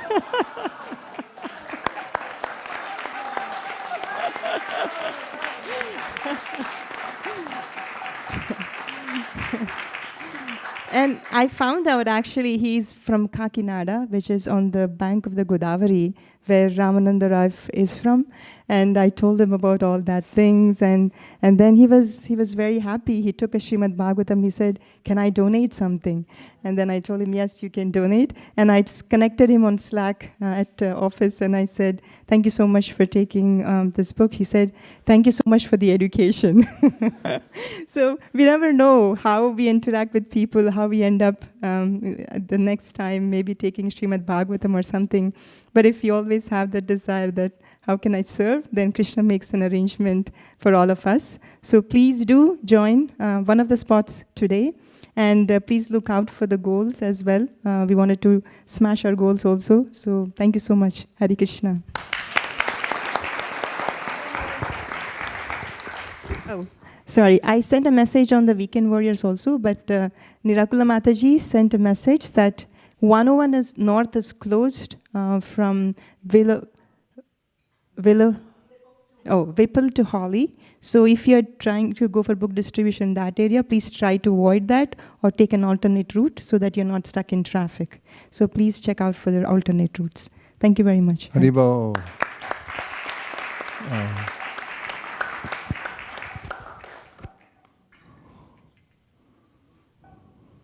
Just a quick announcement. Today we have a sponsor, and they are sponsoring for the pleasure of the Vaishnavas in the memory of their ancestors and their remembrance. And their name is Abhishek Saxena. So we thank Abhishek Saxena Prabhu for sponsoring today's feast. Thank you so much.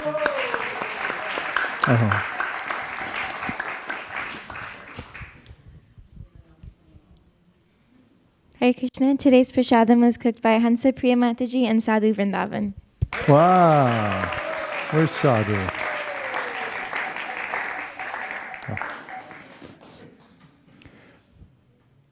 Special appreciation for the garland makers. During the yajna, I was stunned to see that they made uniform garlands that were perfectly parallel to all the other garlands, and it was a sight to behold. What to speak of all the design work that you're doing. When I take these garlands anywhere, people always remark that it's the most beautiful thing they've ever seen. And it's nice prasadam to distribute to people because people don't very often get flower garlands. What to speak of these from ISV. Thank you. Also, I mentioned Shachtendra Krishna Prabhu and his ever-growing team now looking out for the internal and external parts of the temple.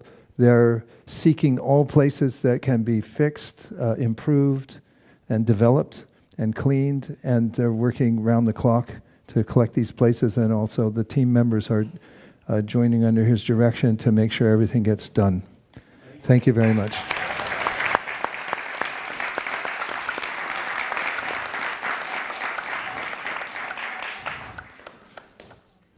Et al., etc., etc. And now we'll sing the prayers before prasadam. Shari Dadvija Jodendriya Tahika Jive Pele Vishaya Sakare Sarma Jedivayati Loba Musukumati Sati Jeta Patita Samsare Krishna Borodoya Moy Tori Bari Krishna Shapsha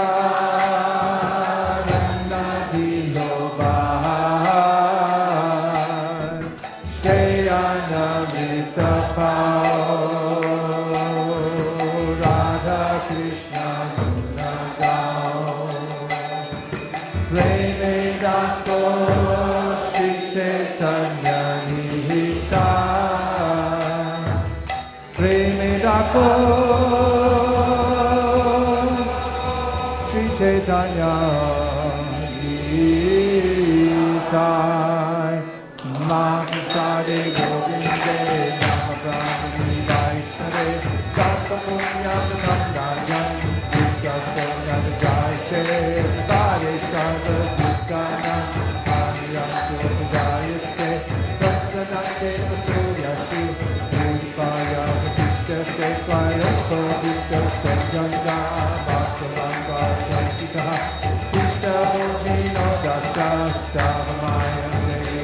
Bhagavati Mahaprasadiki Goda Premanande Diktai Goda Hari Bol Hari Bol Hari Diktai Goda Hari Bol.